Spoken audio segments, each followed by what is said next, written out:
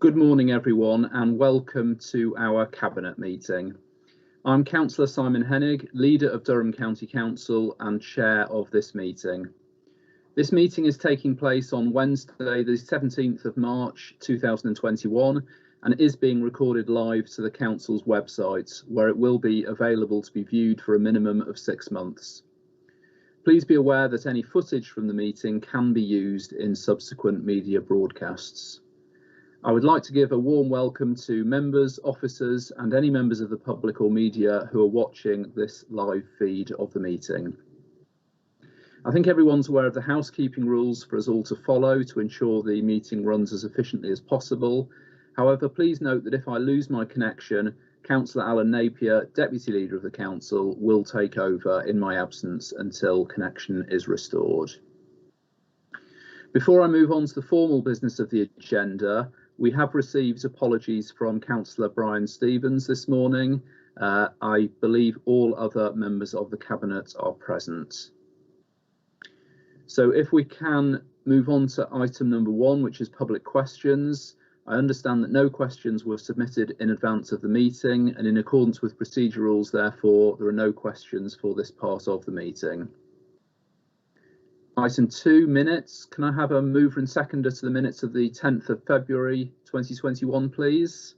Move the minutes, Chairman. Thank you, Councillor Napier. Second them, Chair. Thank you very much, Councillor Marshall. If there's any dissent, please indicate that through the chat function. There's no indications received. Can I ask that those are agreed? Agreed. Agreed, Chair. Agreed.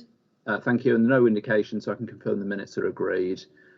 Item 3, declarations of interest. Can I ask if there are any declarations of interest from members, please? If not, no indications, we will move on. Thank you. So item 4 is leisure transformation and new build site selection update. I'm going to ask Amy Harhoff in a minute, Corporate Director of Regeneration, Economy and Growth, to present the report. I will then ask Councillors Tucker and Wilkes to ask your questions, please.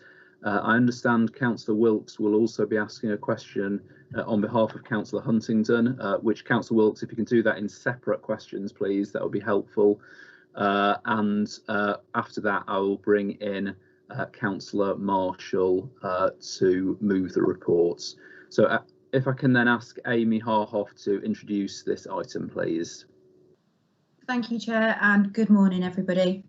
This report provides an update on the progress of the Leisure Transformation Programme since Cabinet approved the original principles of the programme in January 2020. The report also seeks approval for the 3 preferred sites for the new build centres in Seaham, Chesterley Street and Bishop Auckland, and specifically seeks approval for the new site in Seaham to be St John's Square, with additional community and outdoor facilities to be placed on the existing site. For Chesterley Street, we are proposing that the former Civic Centre is the new site. And for Bishop Auckland, we are proposing that the land adjacent to Bishop Auckland Football Club, or Tyndale Crescent, is the new build site, but with the additional production of a feasibility study for the redevelopment of Woodhouse Close as a community-led hub scheme.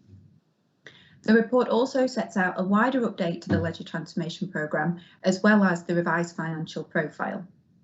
In terms of the process for the selection of the new build sites, the preferred sites have been identified through a comprehensive selection process. From originally having 23 options across the 3 areas, then down to 9, and that have been subject to a robust review covering 5 interrelated assessments. In a little bit more detail, the first of those assessments is a technical appraisal. This is a 2-stage approach. Firstly, a site options appraisal conducted by an independent consultant, Alliance Leisure, who are a specialist contract in this area. And the second stage, where a number of components affecting site viability have been considered by the council, and this includes an assessment of size, location, ownership and factors such as accessibility in determining a site's acceptability. The second key phase that we reviewed was public engagement. A comprehensive public engagement and consultation process took place across all 14 of our area action partnerships, including discussions with a range of key stakeholders and including special interest groups. And I'm pleased to say that we had a total of over 2,600 respondents. The third and fourth elements of the process are to review the health impact equality assessment and the equalities impact assessment. And key considerations and recommendations have been gathered in those reports to consider the overall suitability of the sites. Those reports will also be key going forward as we look at our wider leisure strategy for the county. The fifth element then is the strategic review. And this is a key review that brings together all of those elements mentioned previously, as well as looking at the wider regeneration objectives and master planning for the area, alongside the broader leisure benefits. All site selections also mean that the existing sites will remain open during construction with no disruption to leisure users. Briefly, in terms of the finances, I would highlight that the original scope included 62.8 million of investment to realise leisure and health benefits. The new scope reflects that the original work has now been developed further to include additional technical factors such as demolition costs and maintenance issues. But importantly, the scope has also widened to consider economic recovery from the pandemic and the council maximising its investment for regeneration opportunities. We also need to reflect the Climate Emergency Response Plan, which requires that the council brings forward high standard environmental buildings and particularly BREEAM or equivalent standards. We also consider that our 3 new builds will be built to Sport England's Core 2 standard, which is a high industry standard. So the programme now represents more than 77 million of investment across various projects. Beyond the new build, progress has also been made across the leisure transformation programme, and this includes briefly refurbishment projects at Peterlee, the Louisa Centre and Abbey with progress design stages. Projects at Spennymoor and Teesdale have also been progressed with the internal designs team and progress made, with further work expected from May 2021. Plans for Shildon, Meadowfield and Riverside have now taken shape and the project briefs are being developed. And I'm pleased to say at Shildon some work has already been completed to improve the athletics track facilities, with more than £260,000 having been spent to upgrade these facilities. A range of works are also planned for other sites to address maintenance and environment, including the car park and pool at Woolsington and improved environment for Newton Aycliffe. Finally, I'd like to say, despite the difficulties presented by the pandemic, there have been some real progress made across the whole programme and designs starting to take shape. Elements of the facility mix still need to be finalised, but progress has been made. And we are now preparing for further engagement with residents, and this is planned for the summer, where we will share detailed proposals for each of the new locations. A report with the full programme and developed costs will be delivered in the autumn to Cabinet following further public engagement, and this will take account of the broader leisure offer and strategy across the county, with health and wellbeing being at the core of our residents. Chair, the recommendations are included in paragraph 18 of this report. Thank you. Thank you very much, Amy. Can I now ask Councillor Tucker to ask your question, please? Thank you, Chair. Good morning, everyone. The people of Woodhouse Close are absolutely outraged at recommendations set before Cabinet this morning. The proposal to move their leisure centre out of their area to an area that is not acceptable to them as local residents actually beggars belief. Woodhouse Close has high levels of deprivation and serious health issues. We need our leisure centre to stay in this area to facilitate the health needs and well-being of our community. To this end, can the portfolio holder please explain how it can possibly be right to ignore some of the concerns raised in the Cabinet report and objections by both elected members regarding the Tyndale site in terms of accessibility? The location is not on an existing bus route, but a main road with hazards to pedestrian access. There's contamination on the site and a mine shaft located there. There are no utility services currently at the site, so this will have an additional cost implication.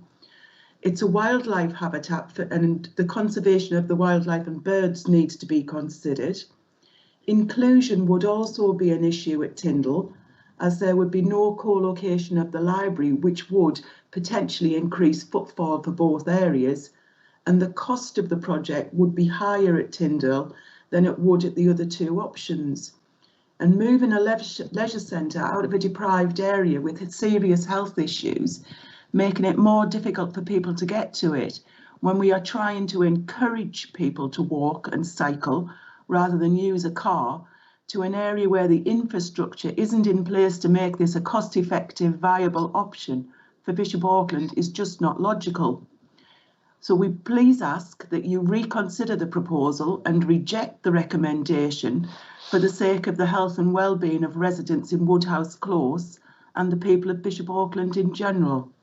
Thank you. Thank you, Councillor Tucker. If I can ask Councillor Marshall to respond, please. Thanks, Chair. And can I start by thanking Councillor Tucker for the questions?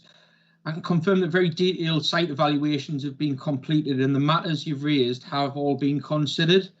This is a new site which has not been occupied previously. The site recommendation includes the provision for further feasibility, including a range of detailed assessments. While site contamination, including mine shafts and conserving habitats, have all been considered to the appropriate level at this stage, it's accepted that these are extremely important matters that are subject to further detailed work. The public consultation exercise identified that only 4% of customers use public transport and a considerable majority arrive by car. In recommending this site, an equality impact assessment has been completed and further work has been undertaken to explore public transport provision. This work established that the site was served by both an hourly direct service and more regularly by a number of indirect bus services. And although relatively well served, further work will be explored to improve both the pedestrian and public transport infrastructure.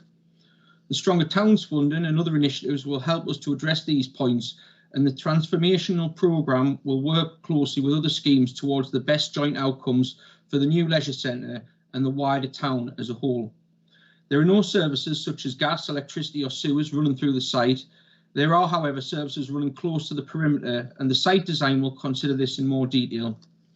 During the site appraisal stage, it is standard practice to include risk items within the cost plan for the project.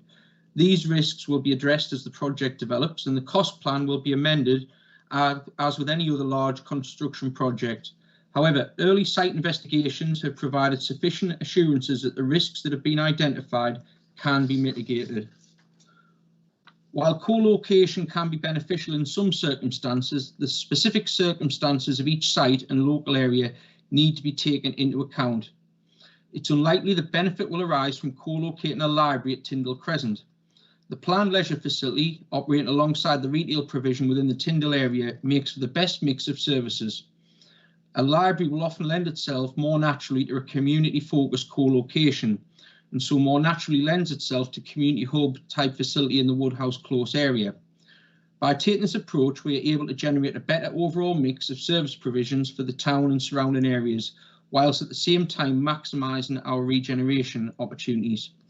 In conclusion, Chair, I would like to thank Councillor Tucker, who's been involved in discussions on this project throughout its development. We'll be providing a brand new state-of-the-art leisure centre. It will be accessible to tens of thousands of people across the entire area. We've already started work on plans for a multi-million-pound regeneration scheme at Woodhouse Close, and we'll develop these plans alongside local partners and, more importantly, the local community. Residents will have some of the best access to the new facilities across South Durham, alongside a major investment on the existing site that will be transformation for residents living in Woodhouse Close. Thank you, Chair. Thank you very much, Councillor Marshall. Thank you, Councillor Tucker, for your question. Can I now ask Councillor Wilkes, please, to ask your question? Thank you, Chair. Could I first of all thank Cabinet for listening to us and improving the environmental sustainability of the leisure proposals compared with their previous report. Achieving a 2030 carbon neutral target for our council remains my and the Lib Dems priority, and this is a step in the right direction. Could the portfolio, however, please advise on the following? This report points to a £14 million increase in the original budget from January, and this is a significant rise. However, there appears to be no proper full breakdown as to where this additional funding is being spent and on what, rather just some headline figures at paragraph 111 of the report. Given this lack of detail and concerns raised by myself and residents over the last few years and during the consultation for Abbey Leisure Centre, please could the portfolio holder confirm the following? Will Abbey Leisure Centre still retain a steam/sauna provision? Does the increase in refurbishment costs include the renewal of the changing room areas and showers at Abbey? Does the increase in refurbishment costs include any additional works which were unfunded in the original report of around 2 years ago? And can the portfolio holder confirm that it's still the intention for Abbey to open on a full-time basis like all the other leisure centres following any refurbishment, and that the extended opening hours will continue? Finally, we've waited for over 2 years now for the start of the works. Can we have any assurances that work will start at Abbey Leisure Centre in this calendar year? Thank you, Chair. Thank you, Councillor Wilkes. Again, if I can ask Councillor Marshall to respond, please. Thanks, and thanks, Councillor Wilkes, for the questions. Many of these points you've previously raised. The focus on this piece of work has been on site selection for the new build leisure centres. The facility mix for each venue is still being finalised and will involve the careful balancing of well-being, sustainability and accessibility. We'll work through the details over the next round of engagement in the summer, including working with young people, disabled people and other groups in the community. The showers and changing facilities have been included as part of the proposals at this stage, and their inclusion will be subject to the final refinement of the project scope. The costs presented in the report do now include a broader range of considerations which reflect further refinement of the planning for the new leisure centres, which take account of more detailed on-site surveys and investigations. With regard to the opening times, this level of detail will be developed hand in hand with the business plan and facility mix. Since the initial Cabinet report in January 2020, the global pandemic has affected our lives immeasurably, and operating proposals will need to take these changes into account. This is the right approach to take to ensure that our programme is being delivered at the times which provide the most opportunities for positive health and well-being outcomes.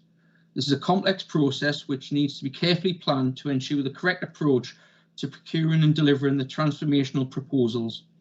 Until the facility mix is finalised and the further stage of engagement is complete, it will not be possible to confirm final dates. We'll be bringing forward a final report giving full details of the finalised proposals, costs, benefits and delivery timeline to Cabinet in late autumn this year. Thank you. Thank you. Thanks very much, Councillor Marshall. Now, Councillor Wilkes, I understand you also wish to ask a question on behalf of a colleague, Councillor Huntington, who's not able to join us this morning. Well, if I could just check, is he actually present or not? Because I haven't looked to see. He did say he was trying to get on, but he'd been having some IT issues. No, he's not present, Chair. Thank you. Thanks, Ros. Okay, so bear with me then. And if I could just say thank you to Councillor Marshall for his previous response, and I hope that they will seriously consider the sauna issue, because over the last 12 months we've seen that mental health issues have been a serious concern, and it is a location where people get to meet and have a chat, particularly men of his and my age, and I know that across the county there's a lot of people have been struggling with mental health issues over the last 12 months and generally, and I would really hope that we'll make sure that those kind of facilities are there. Chairman, and bear with me on this, because this is from Councillor Huntington, who's one of the councillors for Shildon and Dean Valley. Chairman, once again we have a leisure centre update with no clarity on the future for Shildon. Shildon and Dean Valley have some of the lowest health outcomes in the entire county, with a man in Shildon living on average 3 years less than a man in Chesterley Street. It is absolutely essential that we get clarity today on whether my town, that's Gary's town, will still have a leisure centre at the end of this process. I'm increasingly concerned that a decision on Shildon is simply being kicked down the road until after the local election, when you will announce that the town is not getting a new leisure centre or the refurbishment of the existing one. Residents need an answer now, today. Will you give us a guarantee that Shildon will either get a new leisure centre or that the existing centre will be fully refurbished? Thank you, Councillor Gary Huntington. Okay, thanks very much, Councillor Wilkes, for reading out that question. Again, I'm going to ask Councillor Marshall to respond. Thanks, Chair, and thanks, Mark, and also thanks to Councillor Huntington for the question. I can confirm there's a clear commitment to the continued provision of leisure facilities in Shildon. Only recently, £264,000 has been spent on completely refurbishing the athletics track, athletics equipment and associated change in facilities and grandstand. This element of work has been taken forward first to take advantage of £100,000 of external funding provided by Sport England. Now that this work has been completed to a very high standard, the project team are turning their attention to plans for the leisure centre and wider site, and local members will be kept informed as discussions progress. Thank you, Chair. Thank you very much, Councillor Marshall. Again, can I thank all members for their questions this morning? Councillor Marshall for the responses.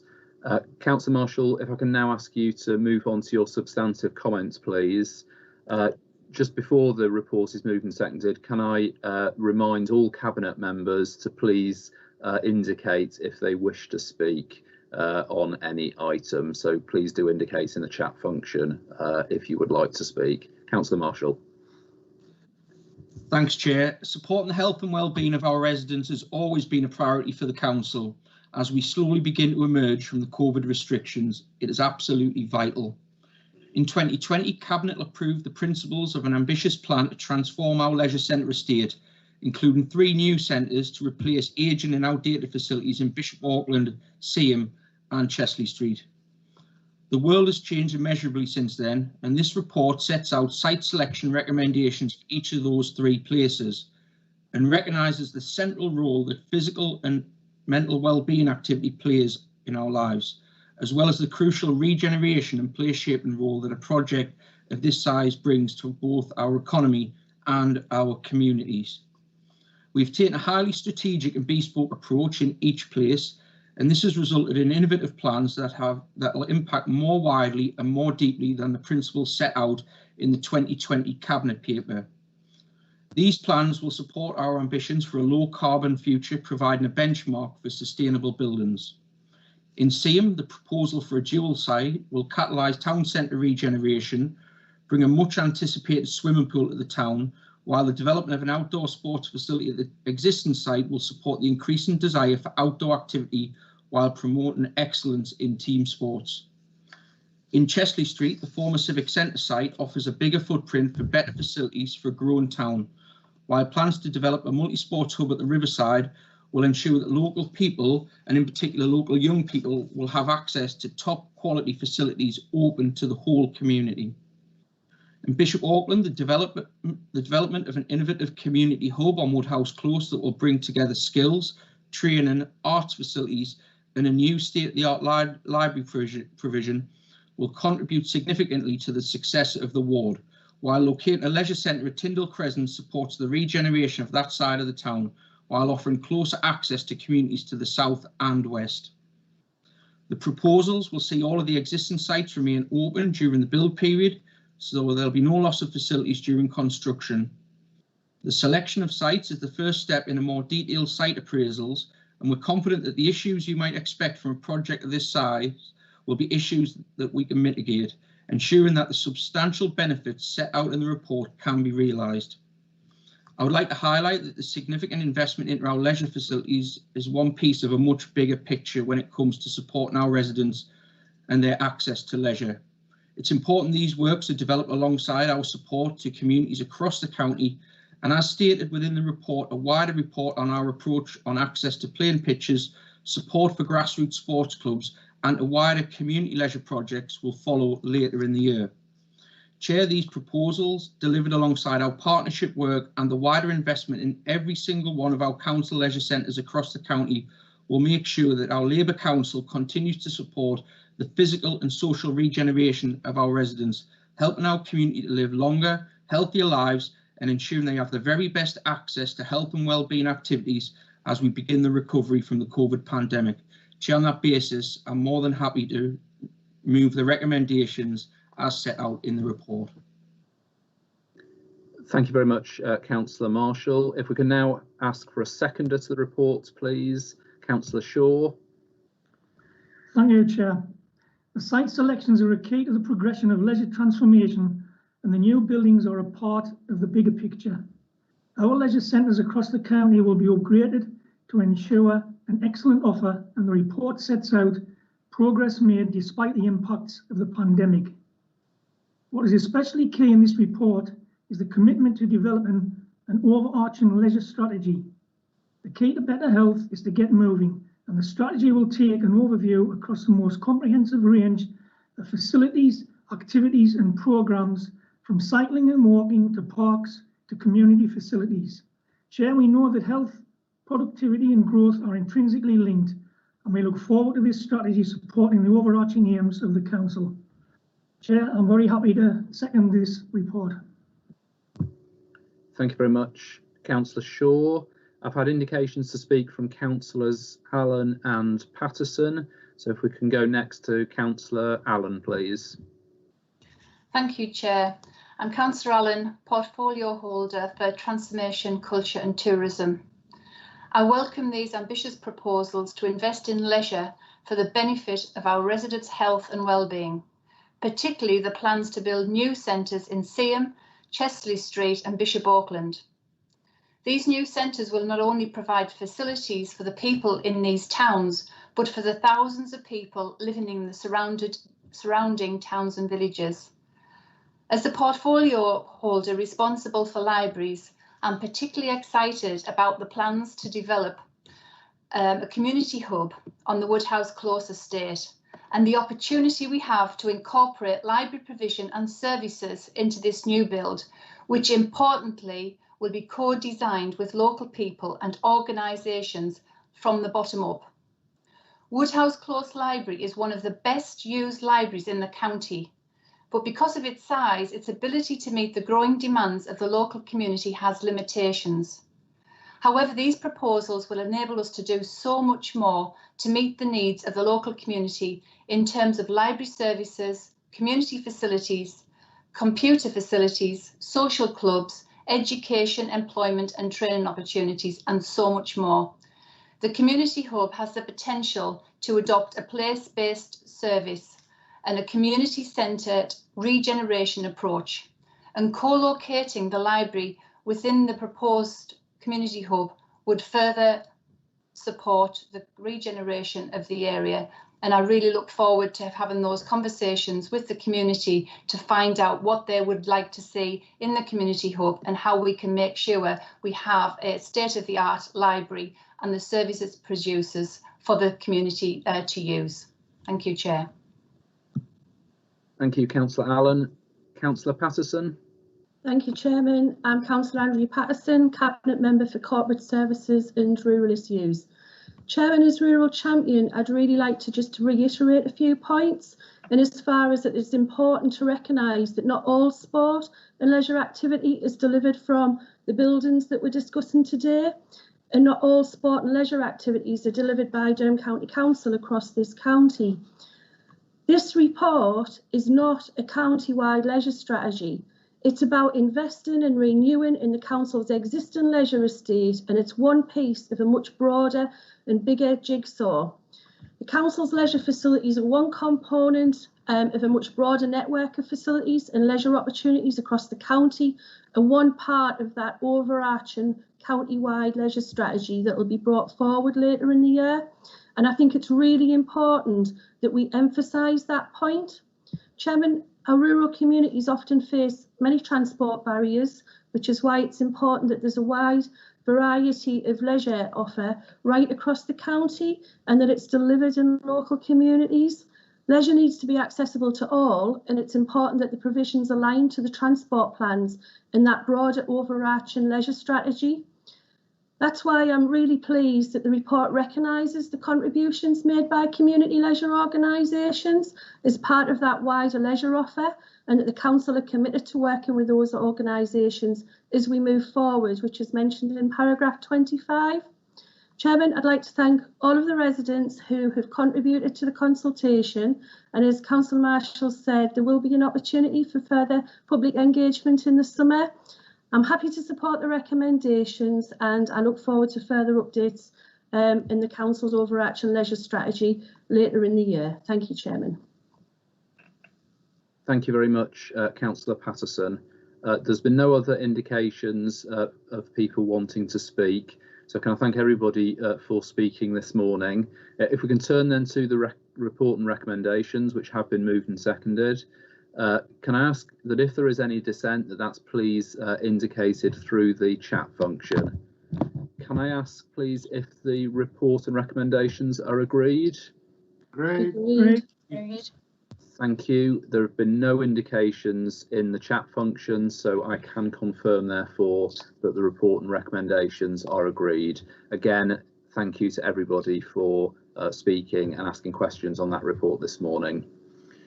If we can then move on to item 5 on the agenda, this is the forecast of revenue and capital outturn 2021, period to 31st of December 2020, an update on progress towards achieving MTFP 10 savings.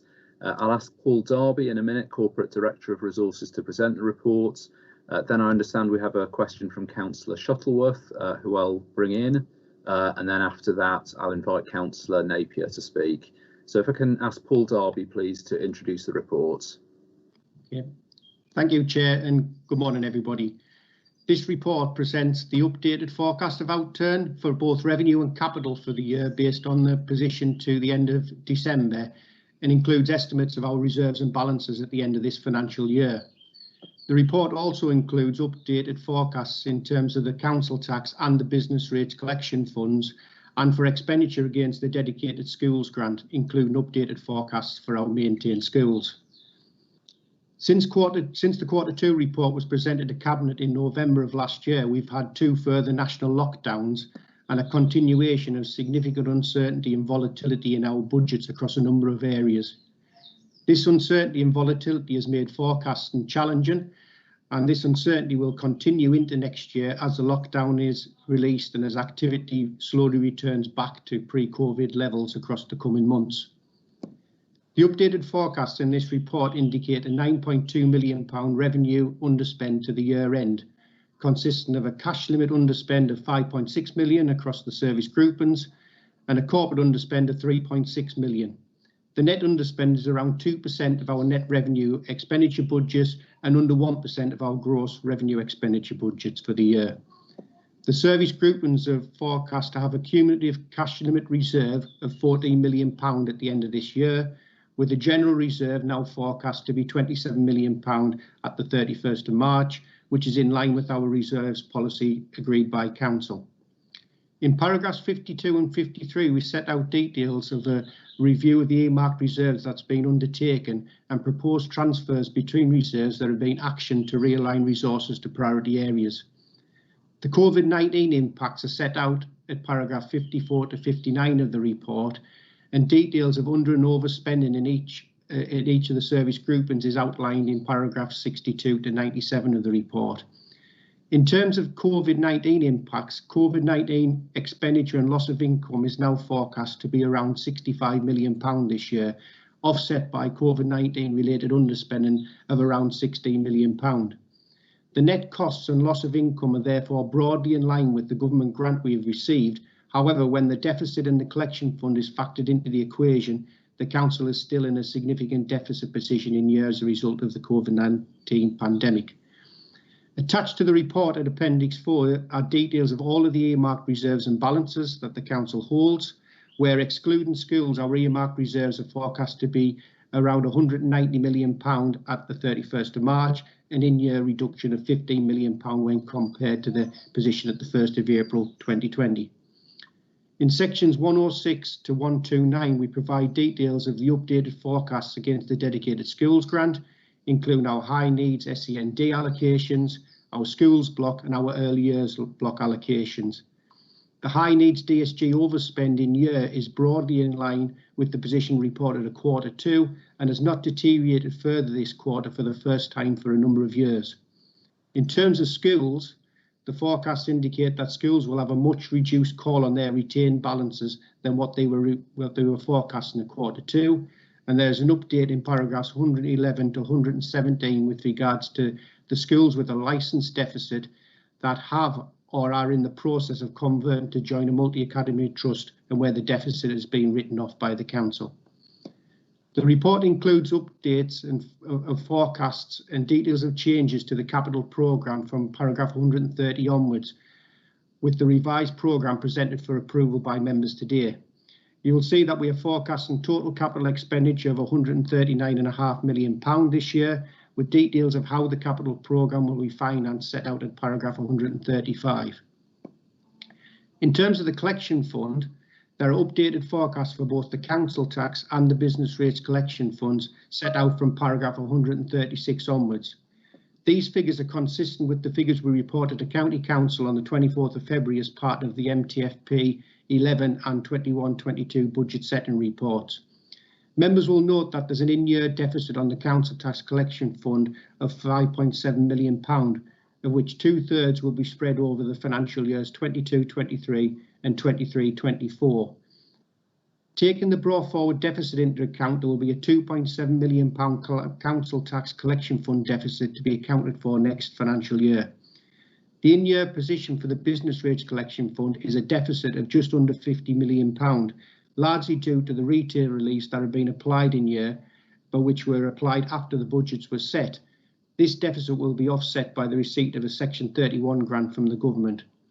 The net position after adjusting for a surplus brought forward on the business rates collection fund and the Section 31 grant we'll receive is a £4.7 million surplus on the business rates collection fund, which will be carried forward and applied in next year. The net position, therefore, across the two collection funds is a net £2 million surplus to be applied in 21-22. Finally, Chair, at paragraphs 173 to 175, there is a summary of progress towards delivery of the £8 million of savings that were factored into the 2021 budget and which show that at the 31st of December, the Council had delivered 92% of those savings at that point. I appreciate the long report, Chair. I'm happy to answer any questions. The recommendations are set out in paragraph 27. Thank you. Thank you very much, Paul. If I can then ask Councillor Shuttleworth to ask your question, please. Yeah, Councillor John Shuttleworth, member for Weardale. I'm conscious you've got a long agenda, so I'm not going to prolong things, but there's clearly the uncertainty within the report, and I think we're in uncertain times to start with. But in regards to regeneration, economy and growth, the impact of COVID-19 on council finances, what amount of government grant do we expect to cover the additional cost impact of the 3.771 million? And if it's not fully funded from the government, from which reserve or service area will the monies come from? Thank you. Thank you very much, Councillor Shuttleworth. If I can ask Councillor Napier to respond, please. Thank you, Chairman. Morning, everyone. I'm Alan Napier, Deputy Leader of the Council. I also have the finance portfolio in the Cabinet. Can I thank Councillor Shuttleworth for his question? The 3.7 million figure referred to is the resources service group in net COVID-19 related costs incurred, not the overall council position. Actually, I wish it was the overall council position, Chairman, which is outlined in sections 54 to 59 of the report, which is being outlined in detail by Paul Darby. The latest forecasts are that the council will incur COVID costs and loss of income of around 65 million this year, offset by COVID underspending of around 16 million. The net position is broadly in line with the grant funding we have received, but when we factor in the council tax losses, fall short of the funding we need to offset the impacts of COVID on the council, and I'll slightly embellish that when I speak to the report. If funding is insufficient to meet these net costs and loss of income either this year or next, this will be a call on the General Reserve. Can I thank Councillor Shuttleworth for his question, Chairman? Thank you very much, Councillor Napier, and thank you, Councillor Shuttleworth, for your question. Can I then ask Councillor Napier to carry on in terms of his substantive comments on the report? Thank you. Thank you, Chairman. I would like to commend the officers for what is once again a very comprehensive and thorough report. The COVID pandemic continues to cast a shadow over our finances. As we have heard, the constantly changing landscape and government policy and guidance has made financial forecasting particularly challenging this year. Since we considered the Q2 outturn position, we've had 2 further national lockdowns, with the latter lasting across the whole of Q4. These were not factored into the previous forecasts. Next week, our office-based staff will have been working from home for 12 months, Our theatres and community access points will have been closed for a year. Members have not been able to meet in person at County Hall for nearly a year. Many of our services have been impacted by social distancing requirements, resulting in significant additional costs and operational impacts. Waste tonnages have escalated, as have our operating costs at the waste recycling centres. We have had to put in place significant supply relief provisions. There remains significant uncertainty regarding the true financial impact of the pandemic and the ongoing impacts into next year and beyond. Looking forward, Chairman, the reality is we don't know how people will behave post-pandemic, how long it will take for services to return to normal, if indeed they will in all cases. Some impacts will be relatively short-term, whilst in other cases we may never return to the way things were. I am pleased that we have managed to keep within budget this year, whilst at the same time investing huge sums in supporting our communities and local businesses. Our net COVID expenditure is now forecast to be broadly in line with the government grant we have received.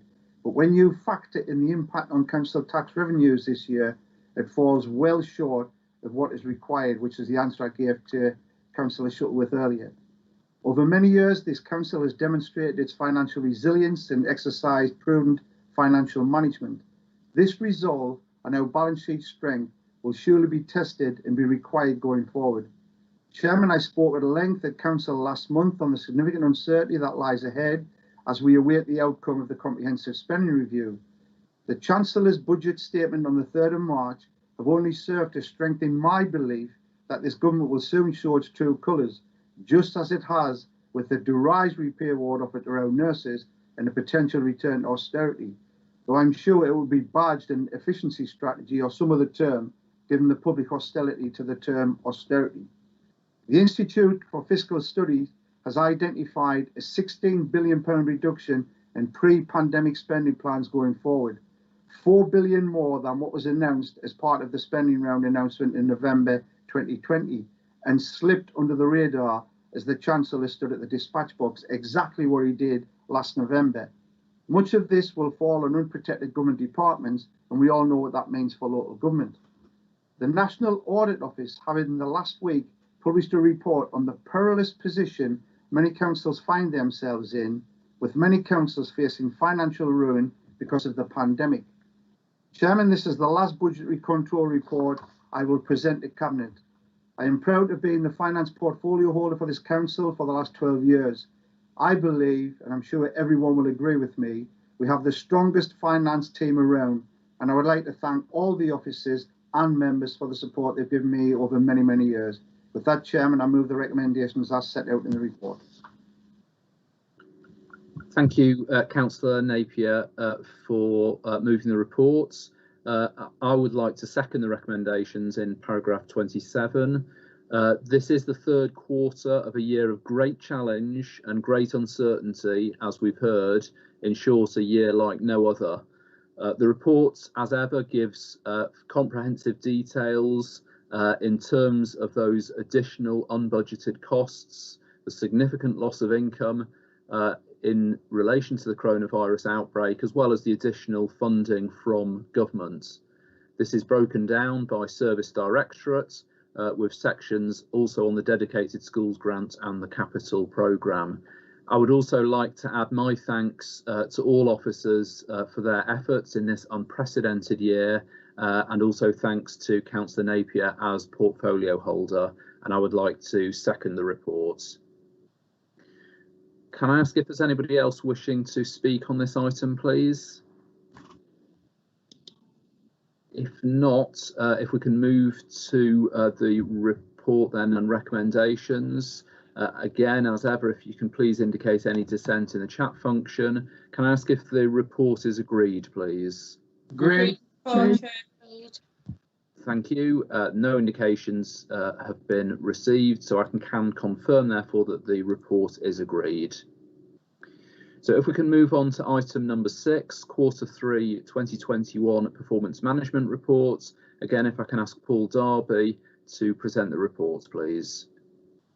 Thank you, Chair. This report sets out details of progress towards the targets and outcomes set out in the corporate plan and is based on the position to the 31st of December.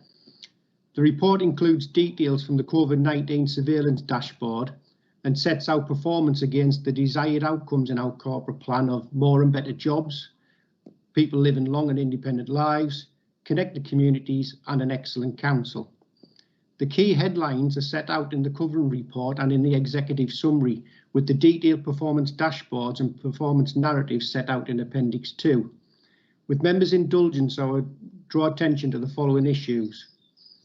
Under the More and Better Jobs theme, we identify that the latest data shows that the UK GDP was just under 9% lower than the pre-pandemic levels, and whilst the number of universal credit claimants across the county has levelled off across the quarter following the surge earlier in the year, our employment rate is expected to deteriorate once the furlough scheme comes to an end later this year. The latest data suggests that 11% of the workforce in the county is furloughed, and that there has been an increase in the number of children eligible for free school meals up to the 31st of December.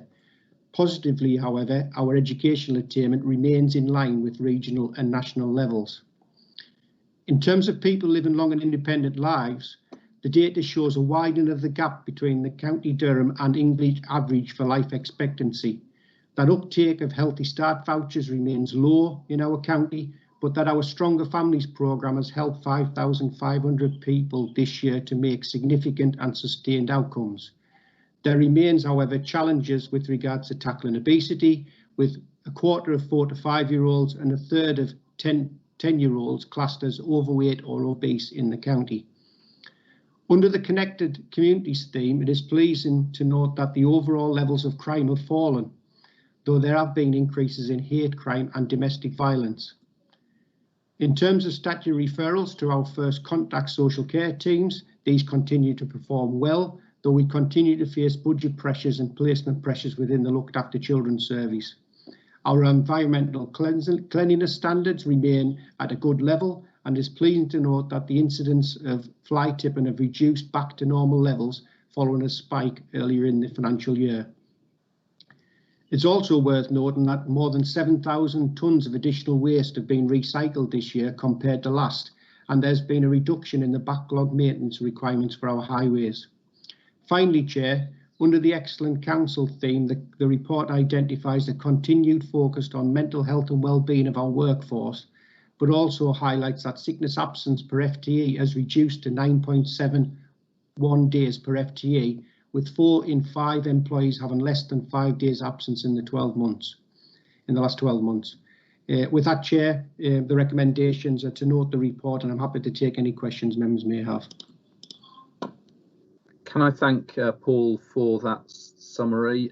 This is a comprehensive report, as ever, broken down into our priority ambitions of more and better jobs, long and independent lives and connected communities. The usual welter of charts, tables and graphs support the report, giving a comprehensive picture across all areas of performance. And as ever, I think there's something here reflecting probably on all areas across not just the work of the council, but across all our partner bodies as well. So it's a very comprehensive picture across County Durham. I commend the report, which we're asked to note in paragraph 39. Can I ask if there's anybody else wishing to speak on this report, please?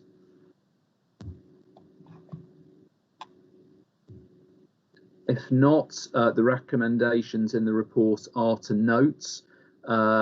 So we're simply asked to note the report. If there's any dissent, please indicate that in the chat function. No indications, so I can confirm therefore that the report is noted. Thank you, and thank you, Paul.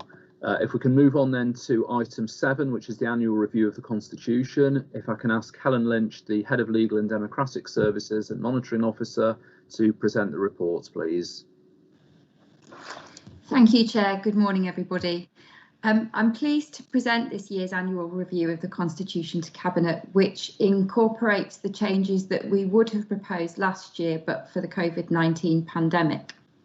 The proposed changes are relatively minor in nature and are intended to ensure that the Constitution reflects best practice and the Council's up-to-date arrangements.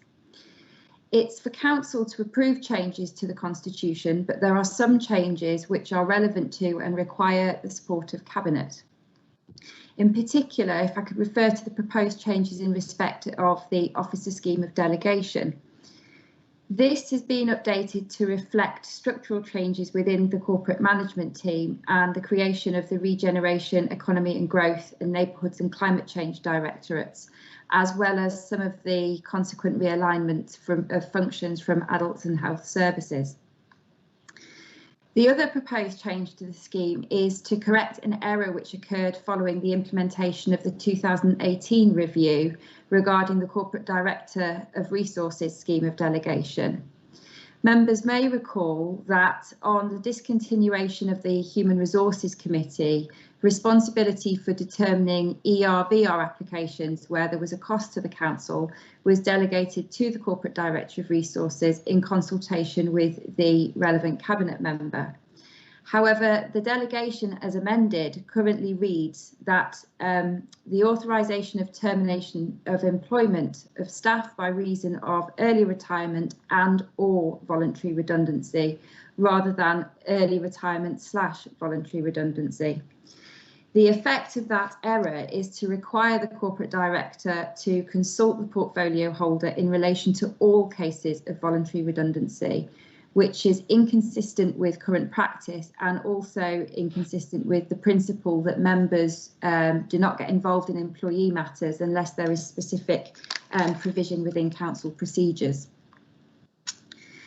If I could turn now to the executive procedure rules, which of course are the rules that govern this meeting, we're proposing to make a minor amendment to those, and that's in relation to members' questions of Cabinet. And it's really just by way of clarification to include that the question needs to be provided by the deadline, which is 2 p.m. 2 working days before the meeting, rather than simply notification of the intention to ask the question. And that's to ensure that members have sufficient time to consider the question and for a response to be prepared. In terms of the wider amendments to be presented, the proposals, as I say, are largely minor in nature and are intended to clarify some of the rules of procedure, but also make sure that our rules of procedure and our codes of conduct reflect best practice recommendations. And picking up on proposed changes to the member code of conduct, members will recall the Committee on Standards in Public Life Local Government Ethical Standards report, which was published back in 2019.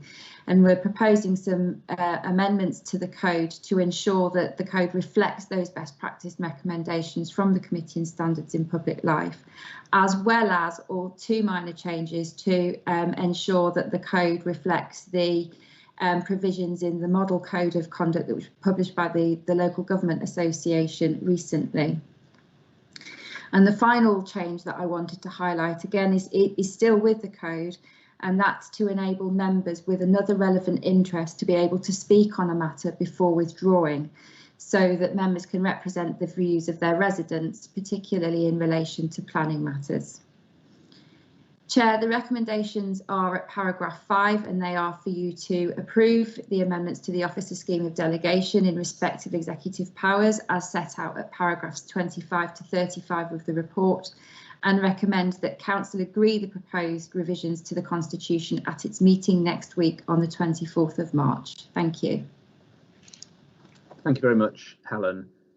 It has become our practice to review the Constitution annually, and after a deferral, as we've heard, in so doing in 2020, due to restrictions which were in place at the time on public meetings, I am pleased to move the recommendations today, which are, as we've heard, set out in paragraph 5, and which, if they pass through Cabinet, will then go on to full Council. Details of the changes made are included in the report and have been discussed also by the All-Party Constitution Working Group. So with that, I'm very happy to move the recommendations. Can I have a seconder to the report, please? Councillor Napier. Thank you, Chairman. Can I thank Helen for her report and for conducting the annual review of the Constitution. I support the proposals outlined in the report which are being considered by the Constitution Working Group and which seek to clarify and improve our governance arrangements and strengthen our contract procedure rules and our member code of conduct provisions. Adopting the proposed amendments set out in this report will ensure the Constitution continues to reflect both best practice and the organisational structure of the Council. I second the recommendations as set out in the report, Chairman, and look forward to these amendments being put to full Council for consideration and approval. I second. Thank you very much. Can I ask if there's anyone else wishing to speak, please? If not, can we go on to agree the report and recommendations? If there is any dissent, please indicate through the chat function. Can I ask if the report is agreed, please? Agreed. Thank you. And there are no indications, so I can confirm, therefore, that the report is agreed. So thank you to Helen, and that will go on to full Council, as we've heard, at its next meeting. Thank you. We move on to item 8, which is the County Durham Health and Social Care Integration Update. If I can ask Jane Robinson, Corporate Director of Adult and Health Services, to present the report, please. Thank you, Chair. Good morning, members. This report sets out for Cabinet the progress made in health and social care integration since the formation of the County Durham Care Partnership back in 2018. It provides some practical examples of how integrated working has improved services for residents across the county. The report refers to the strengths of the partnership being important during our response to the pandemic. The national policy environment for health and social care integration is changing.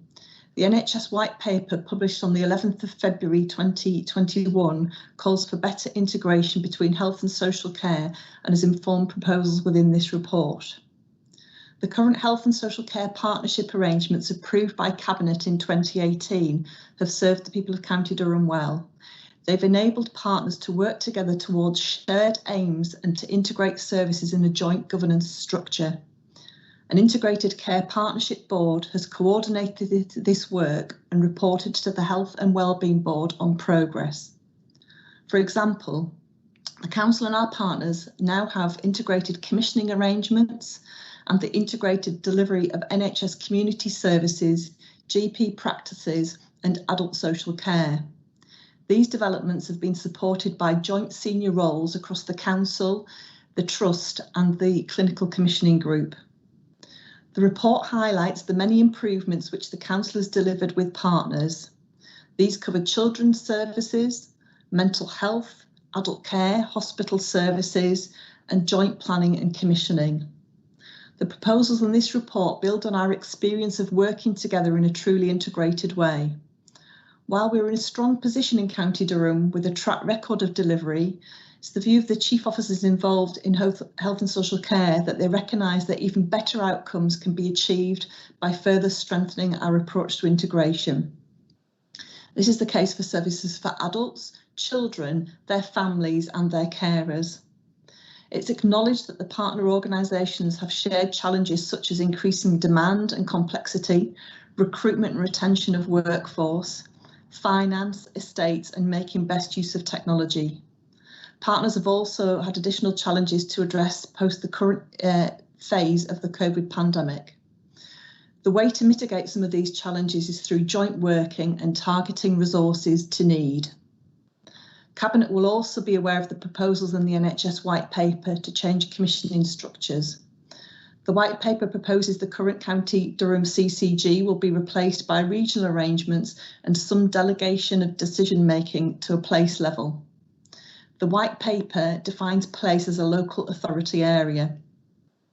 The detail of these new arrangements will be contained in government guidance expected in May this year. However, discussions are currently underway at a regional level regarding the proposals and what they will mean for County Durham and how we can retain as much decision making as possible at a place-based level. The timetable in the White Paper suggests that the current CCGs will be abolished in April 2022. Shadow arrangements may be put in place from autumn of this year. In preparation for these changes, but also to address the challenges identified post the current phase of the COVID pandemic, it's timely to review our partnership arrangements within the county.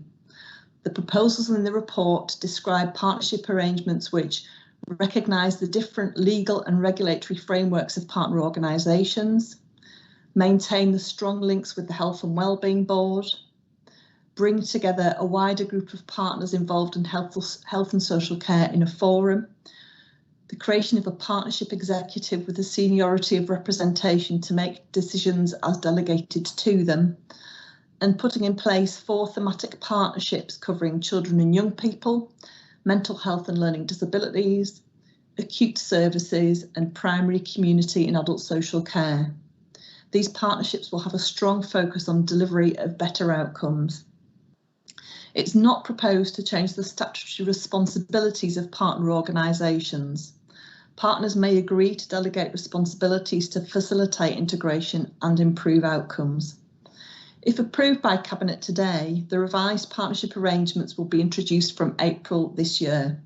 The arrangements will be kept under review as national policy develops, and Cabinet will be kept up to date on progress. Chair, the recommendations are set out in paragraph 8 of the report. Thank you very much, Jane. If we can now then turn to the report and recommendations, can I invite Councillor Hobbles, please, Corporate Portfolio Holder for Adult and Health Services, to speak. Thank you. Thank you, Chair. Councillor Lucy Hobbles, Cabinet Member for Health, and I represent the Trimdon and Thornley Division. In 2018, the Council, our health and social care partners, took the decision to work even more closely together.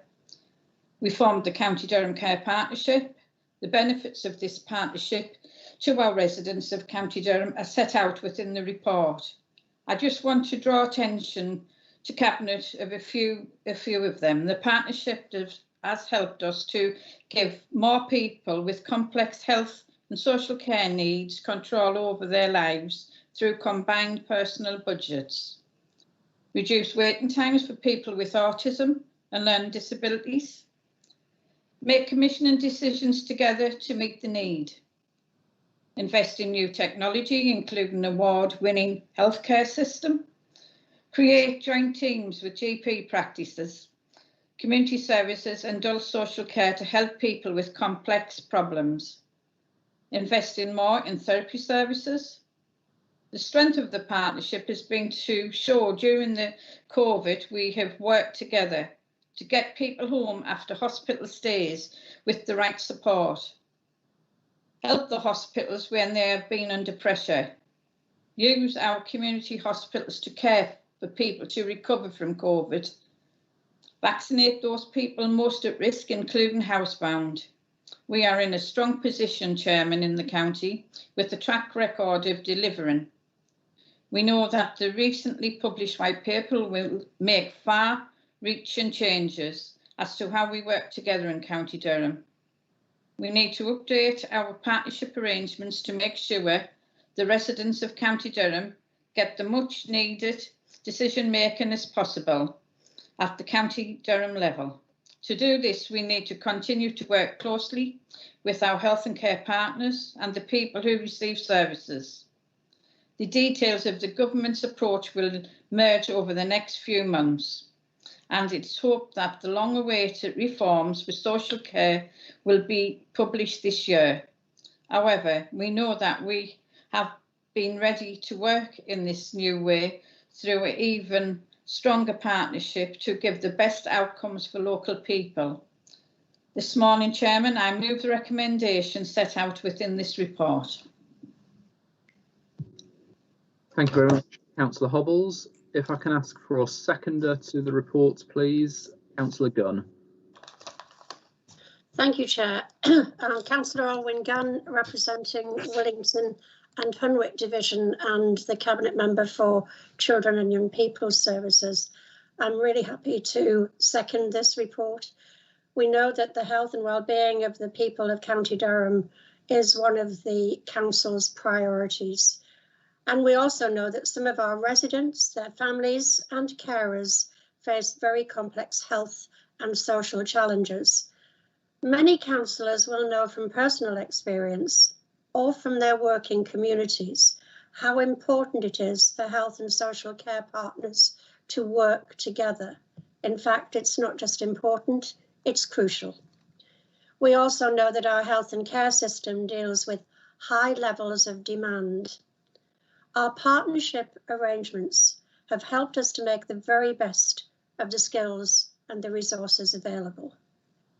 The partnership has helped us to streamline services, to target investment, to train and recruit staff together and support each other during the COVID pandemic. There is more work to do, and the changes proposed by the government will make it even more important in the future for health and care services to work together and to build on our successes so far. I second the recommendations set out in the report. Thank you, Chair. Thank you very much, Councillor Gunn. Can I ask, please, if there's anybody else wishing to speak? If not, can we then turn to the report and recommendations? And as ever, if there's any dissent, please indicate through the chat function. Can I ask if the report is agreed, please? Agreed, Chair. Chair. Agreed. Thank you. No indications have been received, so I can confirm, therefore, that the report is agreed.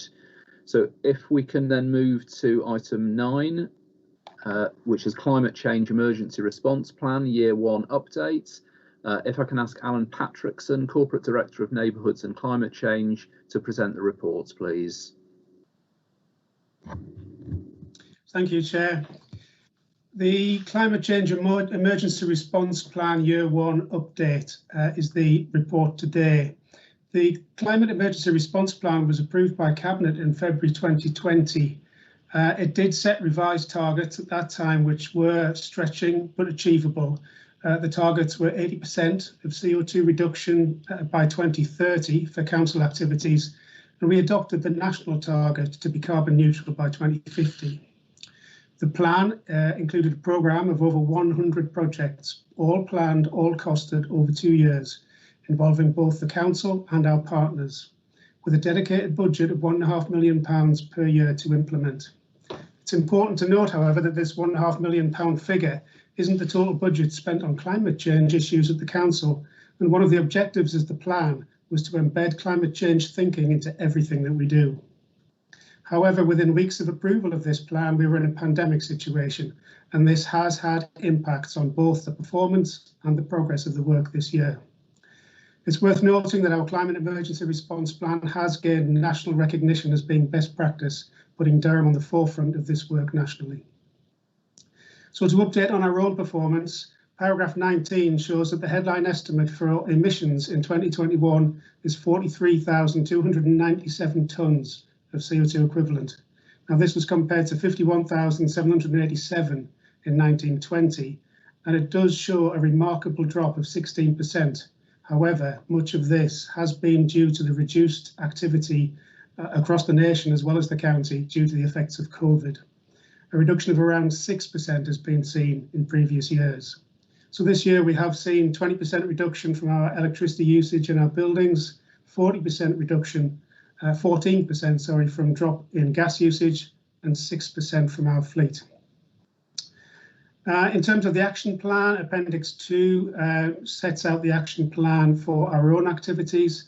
And in terms of council projects, there were 28 as part of the action plan, and 20 of these have been able to continue unaffected by the pandemic, while only 5 have been delayed, 4 of those directly attributable to the COVID pandemic. 3 have been completed. There's many good examples in the report, but just to highlight 1 or 2, we've made excellent progress on energy efficiency, progress on solar PV, and our energy efficient LED lighting retrofit programme. We've also secured £5 million of ERDF money to progress the zero carbon depot project at our Morrison Busty depot, which will include funding for a solar farm to power our future electric fleet. We've installed charge points across all of our operational depots, and this will support the move to an electric fleet in the future, although the planned replacement of our pool cars with electric cars was delayed due to the pandemic. Paragraph 29 shows that our Investor Save programme has already invested £5.5 million across 8 projects, and already we've seen £2.5 million paid back in terms of reduced energy costs, and we're now looking to invest a further £2 million as part of this programme. County-wide progress. In terms of the CO2 equivalent figures, we are working with the national figures here, and there is a 2-year delay on those. So the figures reported here are for 2018, so it doesn't reflect some of the impacts across the last 12 months. But the figures here do show good progress with a reduction of 56% over our baseline, which is excellent. Progress on the county-wide action plan is shown in Appendix 3, and that shows that of the 85 actions identified in the emergency response plan, 58 of them have been unimpacted by COVID, which is an incredible result given what we've been through. 22 of the projects are now reporting delays, and 1 of them are complete. Again, just to point some highlights from the county-wide work, our Business Energy Efficiency Project, BEEP for short, has been providing support and funding to local businesses to help with energy efficiency. We've received funding from BEIS to develop a heat network business case in Durham City, and we've done an awful lot of work on offsetting through tree planting and working with the North Pennines Area of Outstanding Natural Beauty organisation, and also, of course, to reinforce our education work in schools. So just to finish off, Chair, what we'd like to do next, we need to be working on the next iteration of this plan. Although this is the year one update, we do need to look at what happens beyond year 2. So we need to be looking at what we've learned through COVID, what we've learned through in the post-Brexit world for our climate emergency response plan going forward. And some of that is set out in the report. We'll be looking at the green recovery. How does that post-COVID recovery bring climate benefits? What does the Green New Deal mean for County Durham? And how do we adapt to climate change, including the resilience of our communities? Finally, how do we ensure that no matter what we do with green technologies, all of our communities are brought with us and no one is left behind? So, Chair, the recommendations are in paragraph 14 to note the progress through this first year of the Climate Emergency Response Plan and to approve work to start on the next iteration. Thanks very much, Alan. If I can now invite Councillor Marshall to speak on the report, please. Thanks, Chair, and thanks to Alan for such a comprehensive report. And I'd also like to put on record my thanks and the thanks of the Cabinet staff across the Council for the work that's been done to move forward our climate emergency plan. I'd also like just to take a moment to thank Councillor Clare for his work on behalf of the Council as our climate champion, and I'll bring him in shortly just to say a few words of some of the things he's been involved with. And finally, I'd like to also thank our partners, residents, schools and businesses who've all contributed to the delivery of the plan over the past 12 months.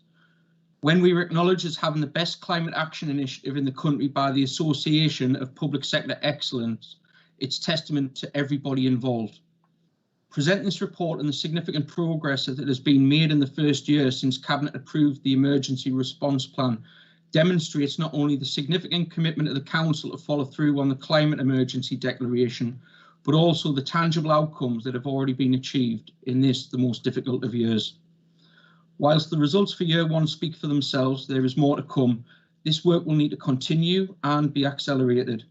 The reports on this Cabinet agenda have our commitment to carbon reduction as a golden thread running through them, be that through our investment in energy efficient buildings, our commitment to electric vehicle rollout, alternative power sources, tree planting, and the enhancement of our environment. Chair, at this point, I would just like to pause and hand over to John Clare to say a few words before I formally move the recommendations. John? Thank you, Councillor Marshall. First, I have to thank Councillor Stuart Dunn, who brought the original climate emergency motion. I have to thank the Director of Environment, Oliver Sherratt, who led the crafting of our amazing climate emergency response plan. I stand in awe of the Council's amazing low carbon team, whom we find were a motivated coiled spring waiting to be unleashed, who see their task as a mission, not a job, and who have, as you have heard, not only maintained momentum barely deflected by the pandemic, but actually expanded the programme. And not merely added actions.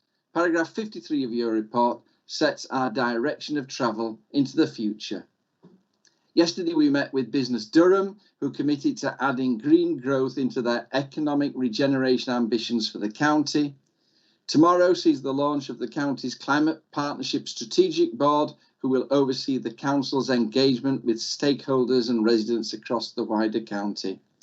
Most of all, we've taken steps to embed climate action into the everyday working of the council, so that even if the electors whistle every one of us out in May, Durham County Council will continue with climate consciousness written into its systems and structures. I have to thank Alan Patrickson, our new corporate director, not only for overseeing that embedding, but for his kindness towards his earnest climate champion. And finally, I have to thank you, the Cabinet. 350 some of the local authorities in the country have declared climate emergencies. Only 90 some have climate plans yet. And research tells us that the difference between effective action and limping failure is the commitment of the political leadership. And that's you. So if you're sat there thinking, what's this? This is more like an Oscars speech than a serious report to Cabinet. You have to realise that in December, your climate work was declared the best climate initiative in the country, which is maybe not the Oscars, but is certainly the APSIs. Your impetus, Cabinet, lay behind that achievement to make us the best climate council. It is a wow, just wow achievement. So well done. And one final thank you to Councillor Carl Marshall for letting me tell you about it. Thank you, Councillor Carl Marshall. Thanks, John. I think, like I said previously, there's still a lot more to do on this agenda, and we'll be receiving further reports into Cabinet. The commitment to climate change by this council shows to our residents, visitors, our businesses and our future investors that County Durham takes our future seriously. It's an attractive place to live, work and invest. Our work on this area has had national and international recognition, and on that basis I formally move the report, Chair. Thank you very much, Councillor Marshall and Councillor Clare. If I can then have a seconder to the report, please. Councillor Patterson. Thank you, Chair. Chair, as the rural champion, I'm really pleased with the progress so far, especially in light of the challenges that we faced with COVID throughout this year. And I'd like to thank Councillor Clare for his words as our climate change champion. There is still a long way to go and everyone needs to do their bit. And our work with partners across the county is so important as we move forward. We know many of our rural areas do bring their own challenges due to the geographical areas, particularly when it comes to the take-up of government initiatives, but we're already seeing so much good work through our climate and carbon reduction initiatives, including the installation of electric vehicle charging points and proactive management of our woodland estates, which I'm sure we'll hear about later in the agenda. Chairman, I'll keep it brief. We do need to continue to push forward to meet those climate change targets ahead of time, and I look forward to further updates. So I'm happy to formally second the report, Chair. Thank you very much, Councillor Patterson. If there's anyone else wishing to speak, I think Councillor Gunn has indicated. Councillor Gunn, please. Yes, thank you, Chair. I would like to congratulate all concerned with this report. It's a very good report. I think it probably goes without saying that children and young people are our future. And I'd just like to highlight paragraph 48 on the school's educational work and work through the Eco2 Smart Schools. This is a crucial part of this plan, as is working with Durham County Youth Council, which has made climate change a priority and carried out a consultation on carbon footprints and our responsibility, by our, I mean everyone's responsibilities, to take care of the environment. I know that the Youth Council is looking forward to sharing their work and their carbon footprint calculator, which gives people a rough idea of how green they are based on their habits.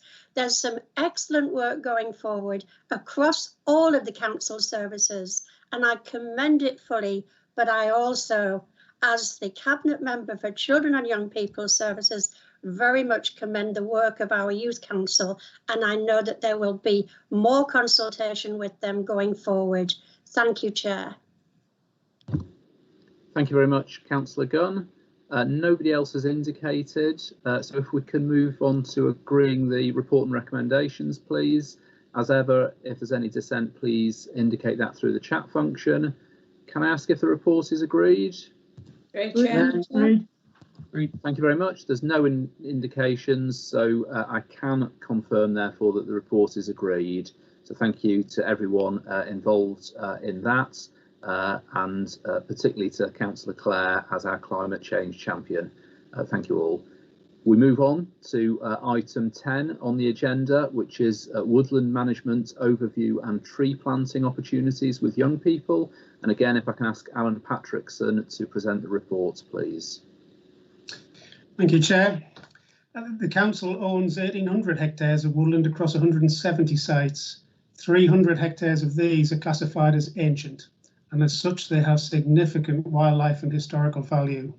So the good management of these sites does provide a number of benefits beyond the role of wildlife habitat, providing amenity and recreation value for the people of County Durham, landscape enhancement, and in some cases an income for ourselves, alongside the obvious role in tackling climate change. So our trees and woodlands are managed through a coordinated work stream at the County Council, working with internal teams and resources alongside landowners and other regional and national partners. All council woodlands now have Forestry Commission approved management plans, which is in itself a considerable achievement, demonstrating the quality of our woodland management, but also helping us to unlock funding.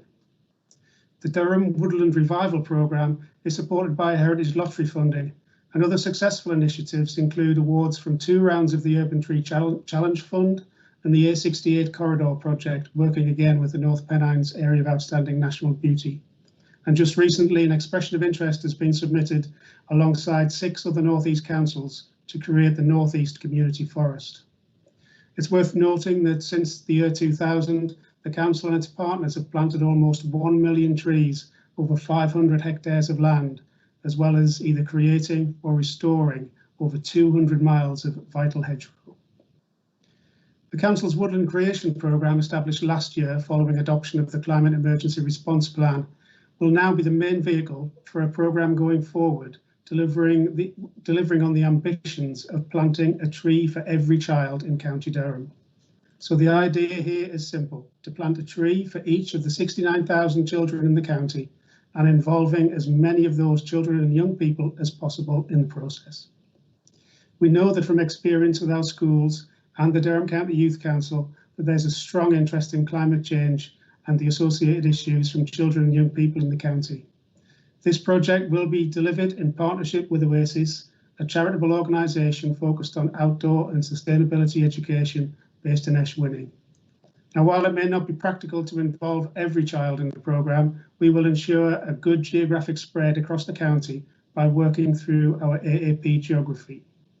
The project will be funded through the climate response budgets, and importantly will be planned in conjunction with our clean and green teams to ensure that the areas selected for tree planting are appropriate and suitable for ongoing maintenance to ensure longevity of the woodlands. So the recommendations, Chair, are in paragraph 9 to note our ongoing measures in woodland management and to support the Tree for Every Child initiative. Thank you very much, Alan. Can I ask Councillor Gunn, please, to move the report? Thank you, Chair. I think it's really appropriate that this actually follows on from our climate change plan. It fits so well with that. Our woodland estate is part of the fabric of County Durham, and it provides many benefits, including amenity, recreation, landscape and timber, as well as playing a really vital role in our response to climate change. And this report demonstrates our strong track record in not only creating, but also in managing the large woodland estate that we are custodians of. In paragraph 5, you'll note that since 2000, the council and partners have planted nearly 1 million trees on over 500 hectares of land. 1 million trees, as well as restoring nearly 200 miles of hedgerow, 200 miles of hedgerow, as well as many other recent improvements and initiatives, including the Durham Woodland Revival, the Urban Tree Challenge and the A68 Corridor project, the Council approved the Climate Emergency Response Action Plan. We've just done that, and that's been reported on extensively by Councillor Marshall and Councillor Clare, and it noted that woodland creation and tree planting are a priority area of activity, hugely important. The Durham Woodland Creation Programme, established last August, gives the opportunity for our children and young people to be involved in tree planting. How good is that? And as mentioned, the County Durham Youth Council made the environment a priority. They even commissioned an environmental consultancy report, and they were asking this question: how green do you think your school is? How good is that? So some schools are adapting already to forest schools. They're already planting trees. They're creating bug hotels and areas of wildlife. And they see this, the schools see this, not just as part of the curriculum, although that's hugely important. Education is hugely important, but they see it as playing a major part in major matters affecting our planet. That's important.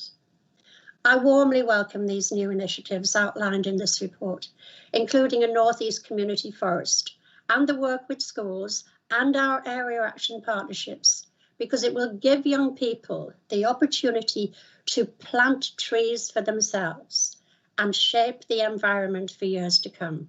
Thank you, Chair. I move this.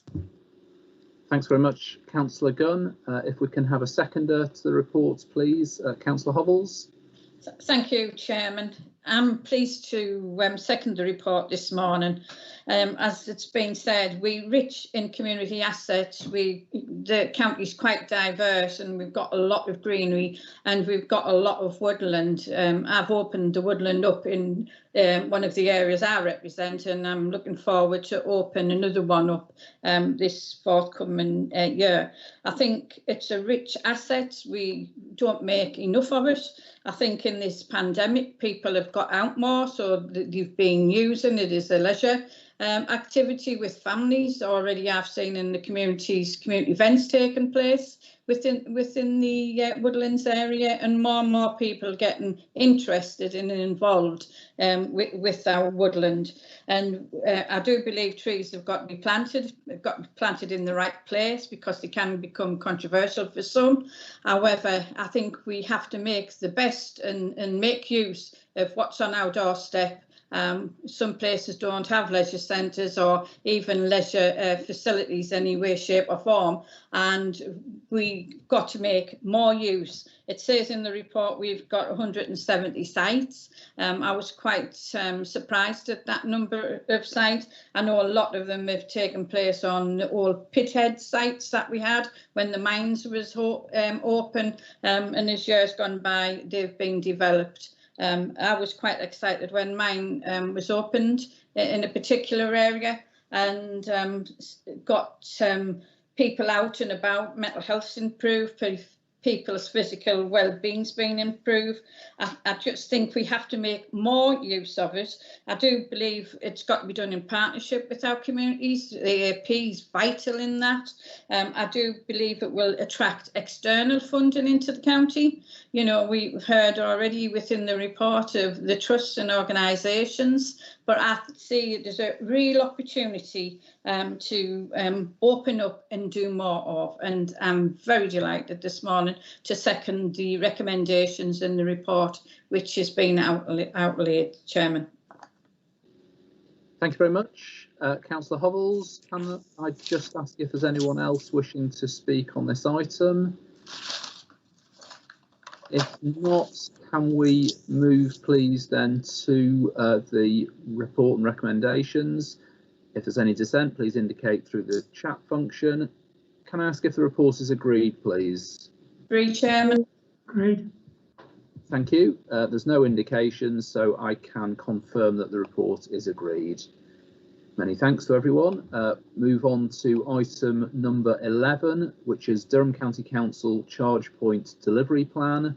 If I can ask Amy Harhoff Corporate Director of Regeneration, Economy and Growth, to present the report, please. Thank you, Chair. And this report, as you'll see, follows a number of climate change updates to Cabinet today, and specifically is looking for your support to adopt the Durham County Council Charge Point Delivery Plan. Due to the climate emergency, the government has made a commitment through legislation that the country will reach net zero carbon emissions by 2050. And national policy documents repeatedly highlight transport as the most carbon intensive sector of the UK economy and propose that electric vehicles are the greatest opportunity to significantly reduce the emissions from road transport across the UK. Ahead of hosting the UK Conference of the Parties, or COP, in 2021, the government has announced that new petrol, diesel and indeed some hybrid cars as well, and vans will be phased out by 2030, confirming the role of electric vehicles in decarbonising road transport. This is of significant consequence for all road users and car owners in the county. Durham County Council, as you've heard today, declared a climate emergency in February 2019. And as we've already talked about today, the National Award-winning Climate Emergency Response Plan was agreed by the Council, and the accompanying Climate Emergency Action Plan outlines specific areas that the Council will focus on to reduce its carbon emissions. Transport and decarbonisation of the Council's fleet are identified in the action. So the Durham County Council Charge Point Delivery Plan follows on from this and sets out 5 key actions that the Council will undertake to facilitate the take-up of electric vehicle charging. Specifically, these are to lead by example. Secondly, and importantly, to develop a network of public charging points to support the viability of electric vehicles. Thirdly, to provide charging infrastructure for the Council's fleet. Fourthly, and importantly, as we look at this as a collective approach, to support appropriate private sector proposals for charging and infrastructure. And again, as we've already talked about today, the importance of funding opportunities. Action 5 is about seeking wider opportunities and particularly pursuing partnerships and funding to further enhance the availability of electric vehicles.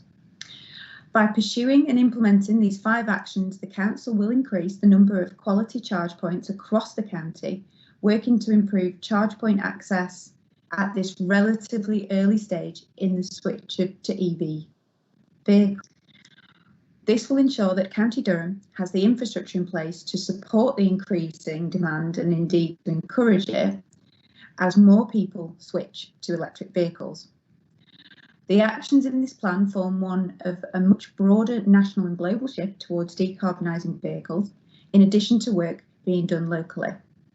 This shift will require the government to invest in the rapid charging network along our strategic roads, implement a range of promotional campaigns and fiscal stimulus to lower the price of electric vehicles and reinforce the national grid so it provides sufficient capacity to the supply of charge points in an integrated and flexible approach.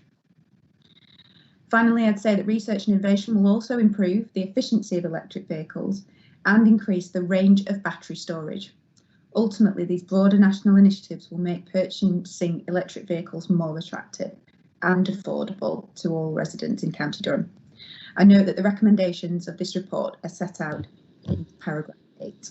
Thank you. Thanks very much, Amy.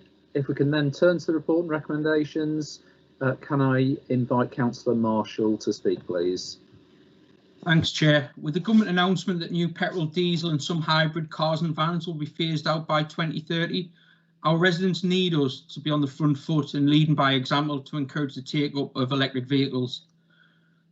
The Durham County Council Charge Point Delivery Plan is an internal delivery plan that has 5 key actions which will help facilitate the decarbonisation of transport and the rollout of new charging infrastructure across the county, with specific regard to some of our more rural areas.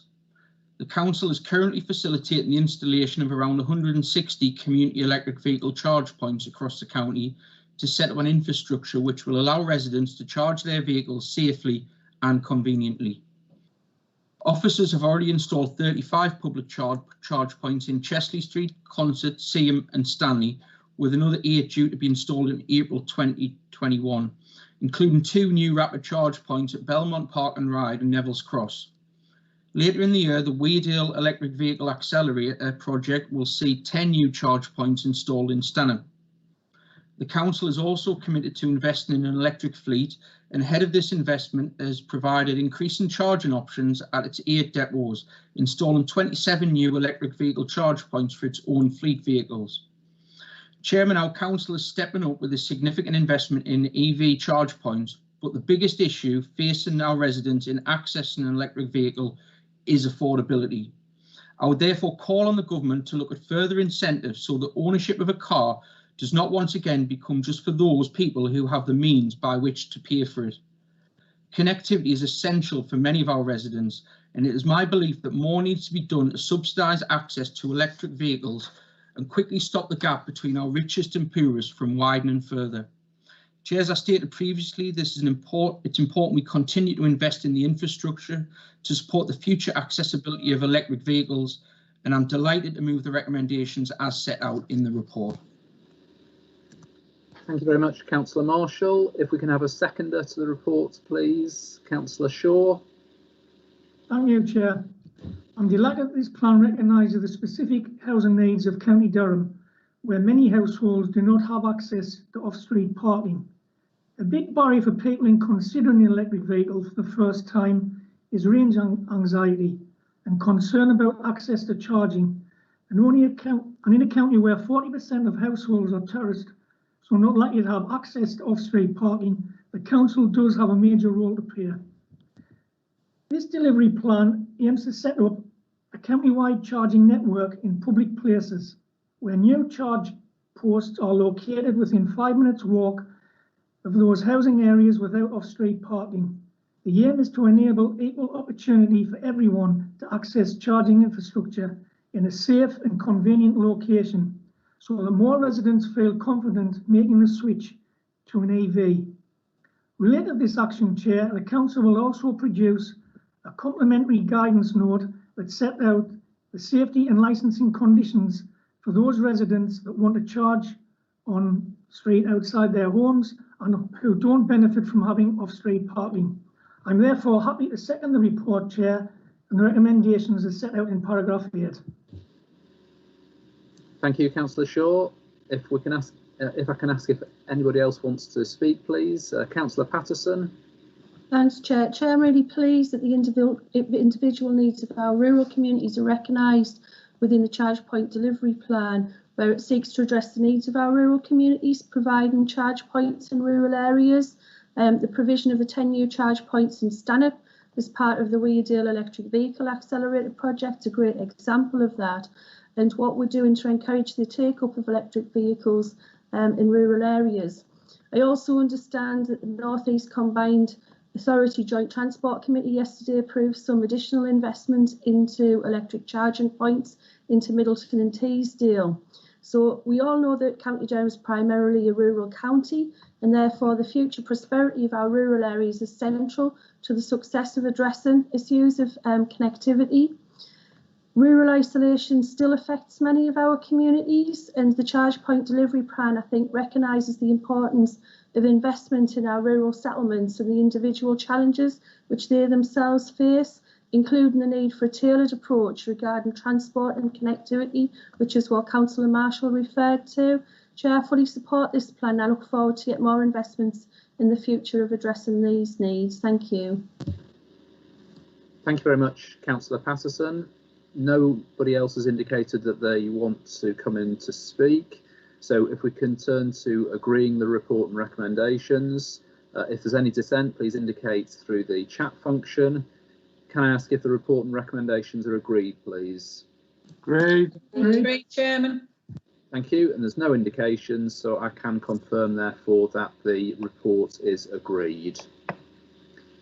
If we can then move to item 12, County Durham Housing Strategy Targeted Delivery Plans. Again, if I can ask Amy Harhoff to present this report, please. Thank you, Chair. I'll just mention as well, I believe I might be experiencing some connection problems, so if that does continue, I'll just turn my camera off to support the broadband. Thank you. Okay, so this report follows on from the Towns and Villages Investment Programme, which was strategy which was considered by Cabinet in February 2021. And the investment plan specifically identified 5 themes, one of which was communities and housing. And this theme noted the Council's intention to accelerate the delivery of the housing strategy. And targeted delivery plans are a key aspect of that housing strategy. So the purpose of this report is to set out the role of targeted delivery plans in securing an intensive, focused and coordinated programme of activities as part of a wider delivery of the housing strategy. This report seeks approval for the first phase of targeted delivery plans, which is set out in Appendix 5. By way of background, as I've said previously, the targeted delivery plans have their origin in the Durham County Council housing strategy, and they're an integral part of coordinating place-based activities to support a range of complex issues across housing, from regeneration alongside housing measures such as selective licensing or council house build. To support the development of targeted delivery plans, the Council has developed an evidence base to understand the issues in our communities across the county. And this evidence base brought together information at local level to understand the detailed and specific issues in our communities, to identify those areas which perform relatively poorly across a range of indicators. It is these locations which have identified for our initial phase of targeted delivery plans, although it's important for Cabinet to note we will keep this under review. In this context, Cabinet will consider the first phase of targeted delivery plans as New Kyo, Camden Grange, Blackhall Colliery South, Thickley, Deanside East and Stanley Hall West. But I would draw your attention to Appendix 4 of the report, which sets out a map of these areas in the context of the county. Targeted delivery plans will provide certainty for communities as to the interventions that will be undertaken in their areas, and detailed consultation will be undertaken as part of the delivery through the area action partnerships as appropriate. Finally, I just want to be clear that it's intended that the targeted delivery plans are expanded beyond the first phase to other communities where we identified a need, and it's proposed that the future programme of targeted delivery plans will also build on this first phase to scale up and to make best use of the many initiatives to support housing. The recommendations of this report are set out in paragraph 14. Thank you.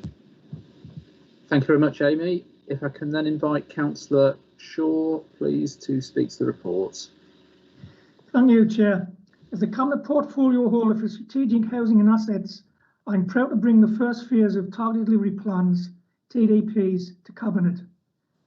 TDPs reflect the priorities identified in the housing strategy, which seek to improve our existing housing stock and wider residential environment, as well as working in those communities most affected by long-term empty homes. The approach to the TDPs reflects that in our most disadvantaged communities, there can be a range of issues which are often interrelated. On this basis, the TDPs combine and coordinate a variety of new and existing actions and provide an intensive focus on delivering improvements in identified areas. The TDPs will bring about positive changes to those communities most in need in County Durham, as they are tailored to suit the individual area and community needs, and will seek to address a range of issues for communities. This includes addressing long-term empty homes. Empty properties have always been a priority for the Council. It is evident that unless you deal with the problems that create long-term vacant properties, the opportunities of convincing or incentivising an owner to bring an empty property back into use can be limited. Where the Council has intervened in a coordinated way, it has seen a dramatic improvement in reducing the numbers of empty properties. The TDPs will enable a holistic approach to addressing empty homes as part of the wider regeneration of a neighbourhood. This approach to bringing empty properties back into use will be more effective and sustainable in the longer term. Alongside this, the TDPs reflect other strategic priorities. In this context, there is considerable overlap between the TDP areas and the proposed selective licensing scheme, which was submitted to Government in December 2020 and which covers 42% of the private rented stock and 32% of the geographical area of the county. TDPs therefore provide an opportunity to deliver complementary actions alongside the selective licensing proposals. Furthermore, where there were suitable sites, the TDPs identify the opportunity for new homes in areas to meet needs. This also recognises the regeneration benefits new developments can bring to an area. In this context, opportunities will be explored for council homes in TDP areas. Indeed, where relevant, TDPs reflect sites identified within phase 1 of the new council home build programme. This demonstrates alignment in delivery. Finally, all of the TDPs seek to identify opportunities for the future provision of older persons housing. This reflects the council taking every opportunity to look to deliver homes to meet the needs of our communities. I'm therefore very happy, Chair, to propose the Cabinet approve the content of the TDPs and agree the recommendations are set out in paragraph 14. Thank you very much, Councillor Shaw. If we can have a seconder to the report, please. Councillor Marshall.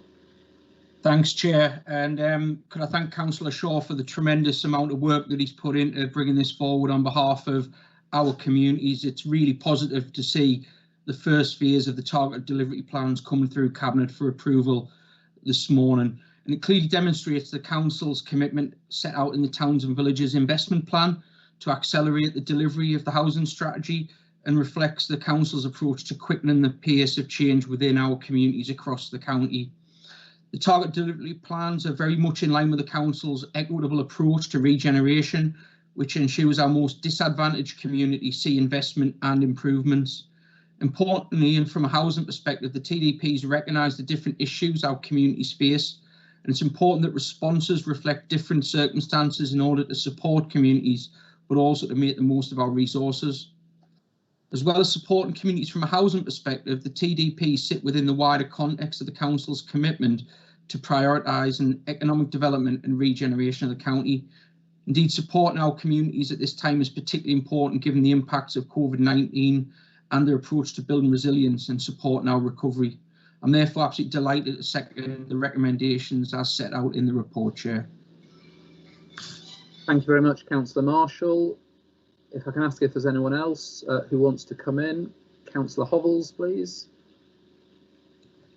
Thank you, Chairman. And I'm sure, like me and others, people within our communities will very much welcome the report. And thanks, Kevin, for getting it to where we are.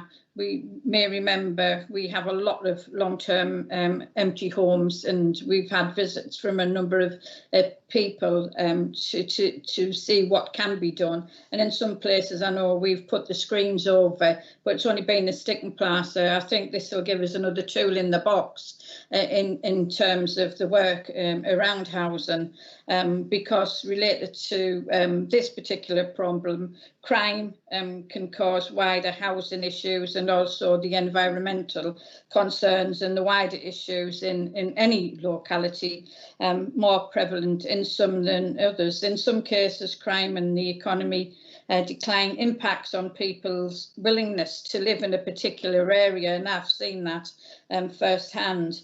So the cycle of decline then continues, and I think once we get this programme underway, this will help tackle some of them particular problems. Health's also a cross-cutting theme within the housing strategy.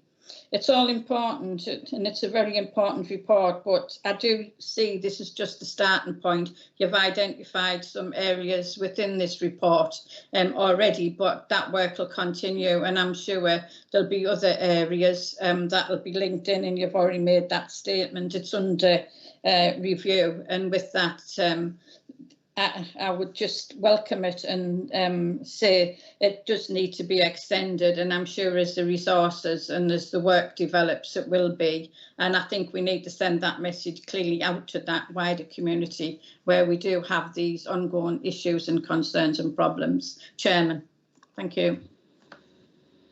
Thank you very much, Councillor Hovels. Nobody else has indicated, so if we can turn to the report and recommendations. If there's any dissent, please indicate through the chat function. Can I ask if the report is agreed, please?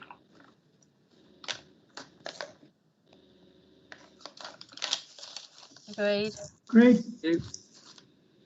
No indications have been received, so I can confirm the report is agreed.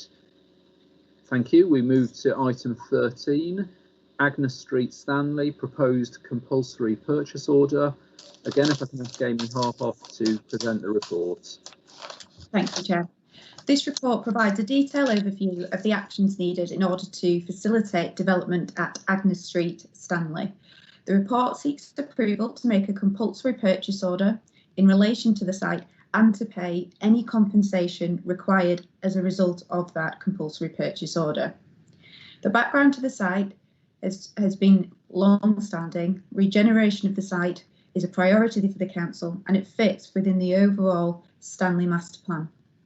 Retail property demand in Stanley has been historically low, and although redevelopment of a key site in 2018 has helped stabilise these vacancy rates, redevelopment of the site will be really important to the economy in the area as well as support future demand in the town centre. In terms of the site itself, the council owns various parts of the site or parcels of land within the development boundary. In addition to the council land, there are other parcels of land within different ownerships to the development site boundary, which are in various ownerships. And part of our activity has been to support this as to one comprehensive scheme to bring forward the development.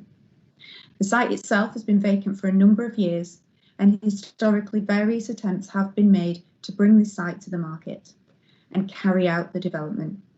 These include attempts to provide drive-through restaurant and a food supermarket, as well as new homes. And the site has been successful in securing planning permission, but redevelopment has not been secured. In 2018, a joint marketing exercise of the site was undertaken by Durham County Council land and the owners of the adjacent land, who are Whitehall Executive Developments. This then led to a further bid for the site, which initially was not preferred to proceed. However, and the site was held in abeyance. However, ultimately negotiations continued and the land came forward with an option which runs until 2022. There was then a further approach to the council to acquire an option on our land, which has also been agreed and runs until December 2022. After further due diligence and after marketing of the site, it was identified that further land was required to support a more comprehensive development scheme and improve access. The reason that we come forward today for a CPO for this land is because, despite extensive attempts to ascertain the ownership of the unregistered title, none have been successful. It is unlikely that the council could achieve any meaningful development without the land, the additional land, in order to bring the scheme forward.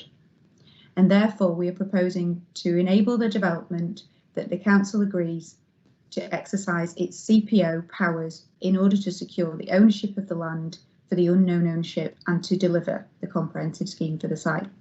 Once acquired, this land will be transferred so that we can facilitate the full development. The regeneration of this site is in line with our towns and villages strategy, and the full recommendations are set out in paragraph 17 of this report.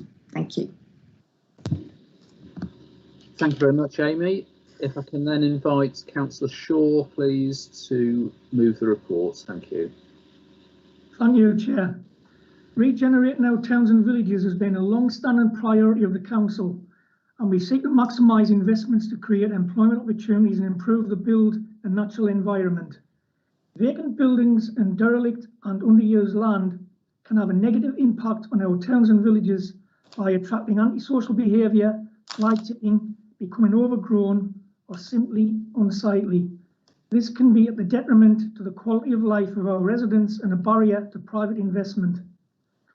The strategic approach to regeneration across Stanley has been a long-standing priority of the Council, which has been established through master plan documents, first adopted by Cabinet in March 2012. Developments of the site known as Agnes Street has been a long-term aspiration for the Council, as identified in the master plan as the site that requires improvement due to its negative impact on the locality. This regeneration focus on an undeveloped site is consistent with the recently approved Towns and Villages strategy, with one of its key priorities around addressing vacant buildings and derelict or underused land. The report sets out the complexities of land ownership of the proposed development site at Agnes Street, including reference to those plots which are in unknown ownership and an impediment to development.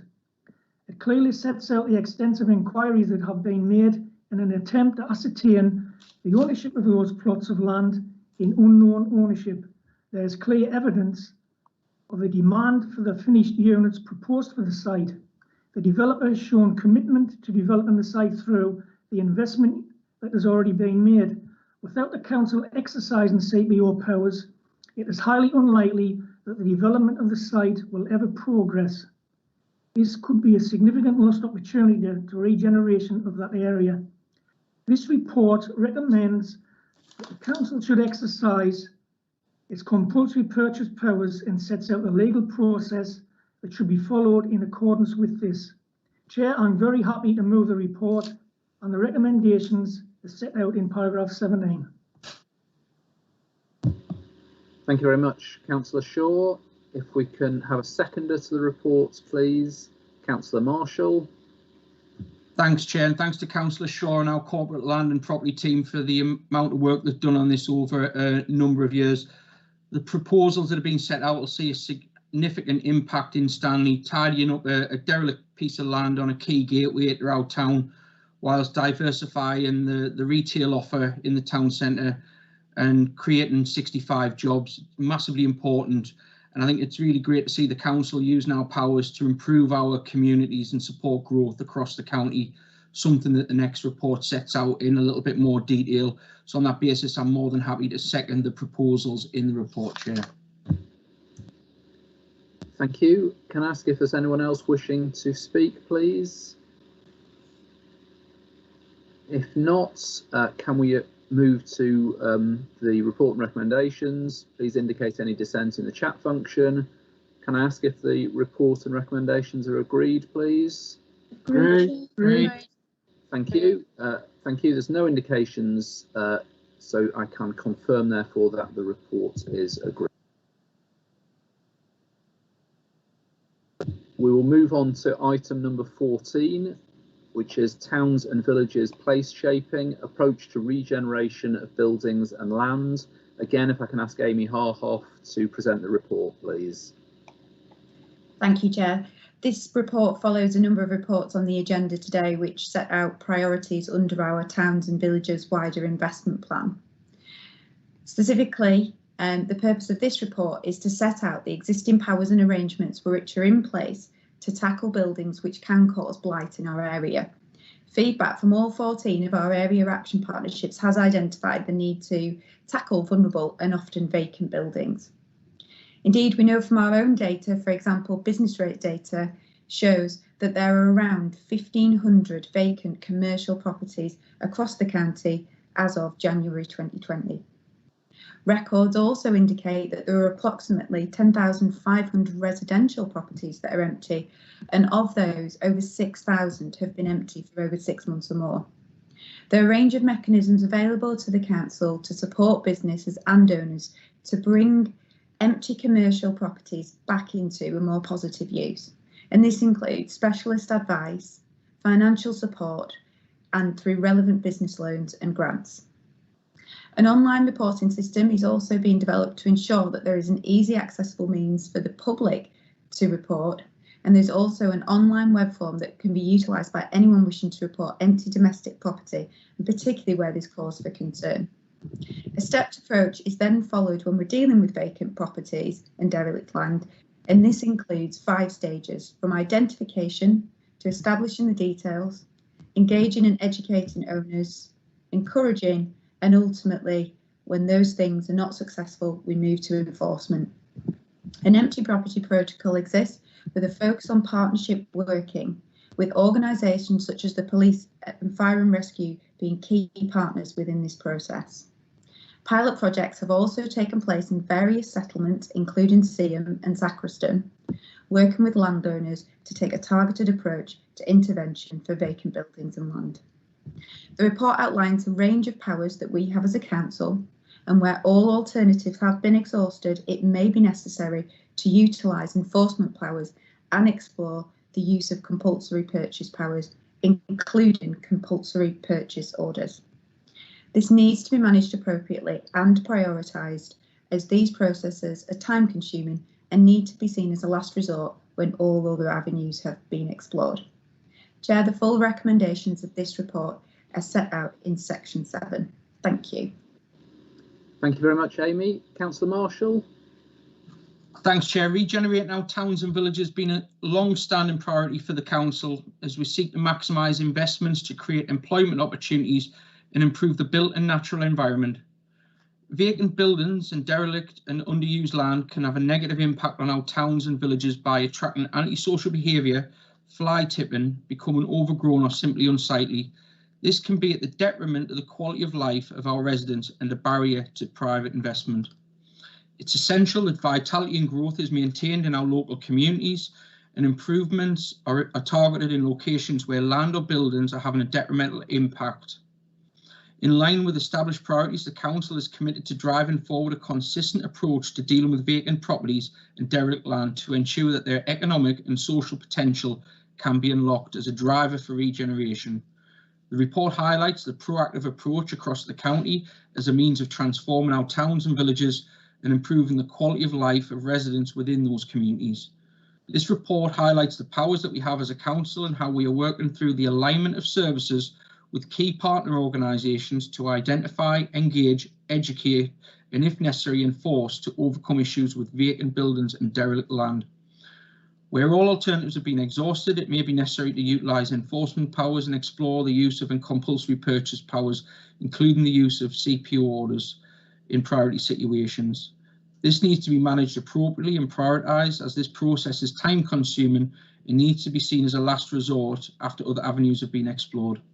Chair, the report also identifies some pilot projects that have been delivered successfully and also sets out how people can register areas of concerns with us. Chair, I look forward to working with members and our communities to take forward this really important agenda and on that formally move the recommendations within the report. Thank you, Councillor Marshall. If we can have a seconder to the reports, please. Councillor Shaw. Thank you, Chair. The report clearly sets out the benefits and justification to adopting a place-shaping approach to the regeneration of buildings and land in our towns and villages. The pilot projects highlighted clearly demonstrates the outcomes that can be achieved through this approach. It is apparent from the information contained that the use of CPO powers, which follows on from the evidence provided in the previous report, should only be used where there is a clear justification for doing so and where all other avenues have been exhausted. I second the proposal for the Council to adopt this place-shaping approach to regeneration of buildings and land within our towns and villages. Thank you very much, Councillor Shaw. Can I ask if there's anyone else wishing to speak, please? Councillor Hovels. You're on mute, Councillor Hovels. We can all agree that blight, untidy buildings on the high street in our villages creates the misery, and certainly a big conversation takes place around that on a daily basis within our communities. I see this as another tool in the box to be able to take some of that blight out, and which will help regenerate our smaller communities that are not in the position to be doing it themselves. And I do believe it's got to be done in partnership, where we're doing it with the community and not to them. So that conversation needs to take place. Already I can hear the voices of the communities telling me that some areas will be subject to this. So I think it's a welcome report. I think if we do it with our communities, it'll be well received, and I'm sure it'll be successful, Chairman. Thank you very much, Councillor Hovels. Nobody else has indicated, so if we can turn to the report and recommendations, please indicate any dissent through the chat function. Can I ask if the report is agreed, please? Agreed, Chair. Agreed. Thank you. There's no indication, so I can confirm that the report is agreed. If we can then move to item 15, Council Homes Delivery, purchase of affordable housing units at Giles Gate. If I can ask Amy Harhoff again to present this report, please. Thank you, Chair. This report advises Cabinet of an opportunity to purchase 6 two-bedroom bungalows which are currently being built by Chapter Homes and which will contribute to the Council's ambition and commitment to have 500 new council homes for rent by 2026. In February, Cabinet agreed the first phase of our 500 build programme with 155 homes in the programme, which covers 7 sites across the county.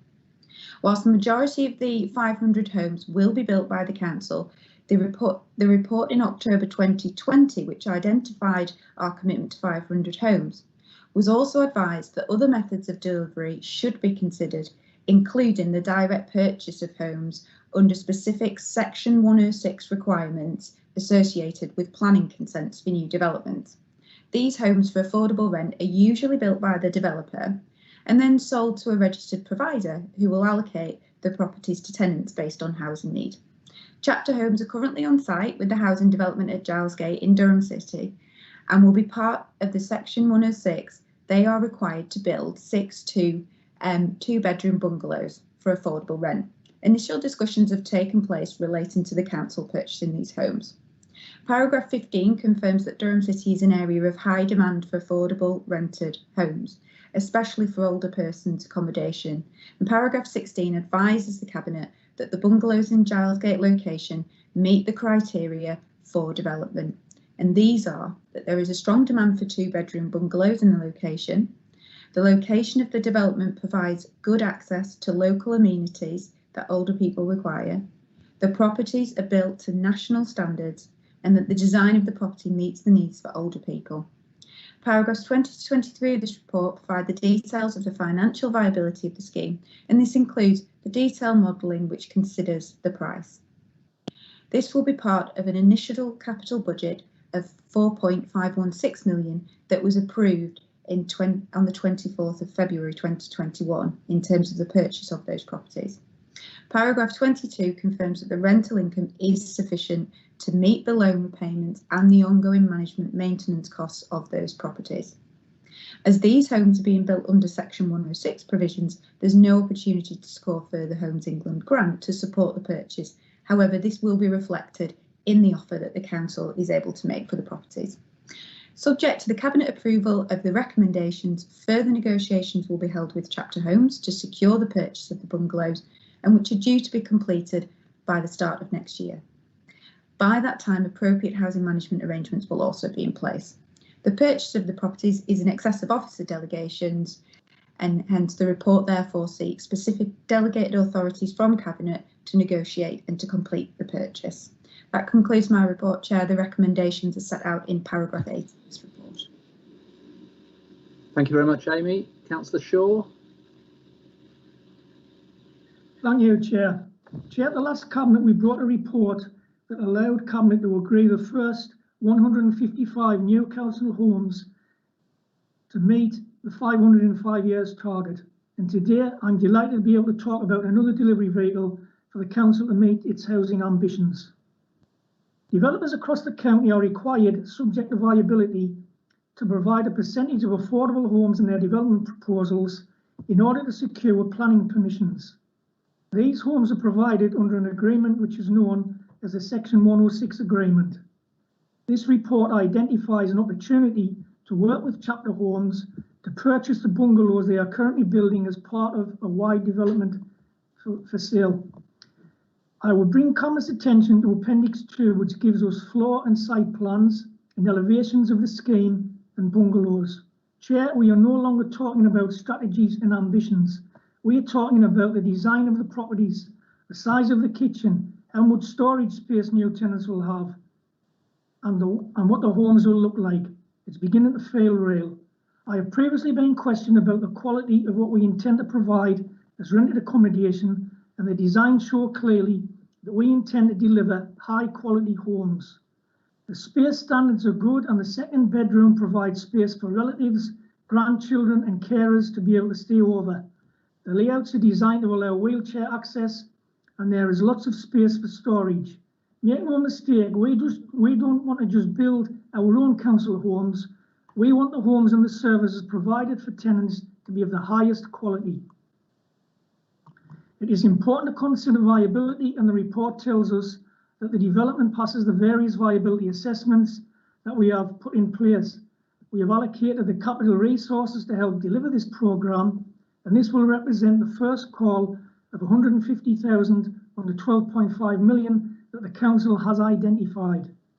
These 6 bungalows, if an agreement can be made with Chapter Homes, will probably be the first new council homes that we will allocate to local people, and I expect handover to be in 9 or 10 months' time. We are working to ensure that the housing management arrangements will be in place over the coming months, and officers are working very hard on this as we speak, and Cabinet will learn more about this in the coming months. Chair, in the present climate, it's great to be able to talk about yet another piece of good news for local people in our county and delivered by this council. And I move the recommendations of paragraph 9. Thank you very much, Councillor Shaw. Councillor Marshall. Thanks, Chair. I'd like to second Councillor Shaw's motion. Cabinet's received a series of reports over the past year on the unmet housing demand across the county and the vital role the council can play in helping to meet that demand going forward. Last month, we agreed the first phase of the new build programme, and today Councillor Shaw and the Corporate Director brought a different delivery proposal forward for us for consideration. Chair, I'm looking forward to Cabinet receiving more proposals on how we can help our residents access good quality housing that we all know is so important for people to have a good quality life. And I formally second the recommendations as set out. Thank you very much, Councillor Marshall. Can I ask if there's anyone else wishing to speak on this item, please? If not, if we can turn to the report and recommendations, please indicate any dissent in the chat function. Can I ask if the recommendations are agreed, please? Agreed. Agreed. Thank you. No indications have been received, so I can confirm, therefore, that the report is agreed. We then move on to item 16 on the agenda, COVID recovery and town centre parking charges. If I can ask Amy Harhoff to present the report, please. Thank you, Chair. This report sets out how our leisure, hospitality, culture and retail sectors have been negatively affected over the last 12 months primarily as a result of the global pandemic, together with the consequential impact on employment and economic resilience. The report sets out that our town, city and village centres will be key to our economic recovery from the pandemic and rely on a number of measures to ensure their success, including an attractive built environment, a strong offer for visitors and accessible centres for all transport modes, particularly for public transport, will all be key measures as we go forward and focus on our recovery. It's highlighted that we also have a duty to ensure that our policies and our investments are inclusive, particularly in the case of accessibility, where we know that many of our residents do not have access to a private car. The report goes on to highlight that the use of parking charges to support vibrancy in town centres has also been subject of much debate in recent years, as it is across many areas. Some people view that parking charges are an essential tool to reduce the reliance on the private car, whilst others see car parking charges as an imposition and the availability of spaces as a reason to move to out-of-town town centre shopping. Whatever the merits of each view, it's suggested in the report that travel choice and volume of people accessing town centres in the coming months will play a significant part of our post-COVID economic recovery. This report therefore sets out that pre-COVID, the vast majority of parking in Durham, in County Durham, was for the periods of 2 hours less, with parking charges ensuring turnover of spaces throughout the day and car park occupancies remained generally high, suggesting that a good balance was being achieved for cost and availability.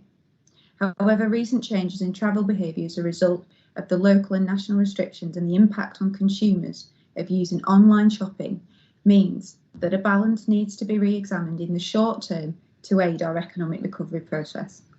It's suggesting that one way to aid recovery is to make all parking in our town centres free. However, as the report evidences, previous experiences that people who work in town centres are naturally attracted to free parking as an alternative to public transport, which then in turn reduces the amount of space available for shoppers and users of facilities. One recognised way of offering an element of free parking and to support vibrancy is our Christmas Free After 3 initiative. And this is considered to be more suitable as it prevents all-day parking, but targets the hours that tend to be naturally quieter for traders, encouraging users into our town centres. The report suggests that such an offer could be implemented from April 2021 this year through until December and extended to provide free parking at an earlier time of 2 p.m. rather than 3 p.m. It's considered that such an offer gives a fair and right balance between assisting recovery whilst not abstracting city and town centre workers from more sustainable forms of transport. The report concludes that in order to assist with the recovery of our town centres, that free parking could be offered to on and off street car parks from 2 p.m. each afternoon. This offer could initially be introduced from the 1st of April until the end of December and will also include for regular monitoring to review the success of the scheme against clear objectives of increasing town centre footfall and supporting vibrancy. Chair, that concludes my report. The full recommendations are set out in paragraph 10. Thank you, Amy. Can I then ask Councillor Marshall, please, to speak? Thank you. Thanks, Chair. As the Cabinet Portfolio Holder for Economic Regeneration, I'm acutely aware of the negative impact the current COVID restrictions have had on trade and footfall across all of our town centres. The visitor economy, shops, bars and restaurants have borne the brunt of the restrictions. Not only have we seen the closure of non-essential retail, leisure and hospitality, but also the cancellation of hundreds of events throughout 2020. There are many measures that will be required to support our overall response to the pandemic. More capital investment, ensuring our skills programmes meet the needs of our labour market, business support and inward investment. This council has already approved a £750 million programme of investment in towns and villages across the county, providing a much needed boost to our communities.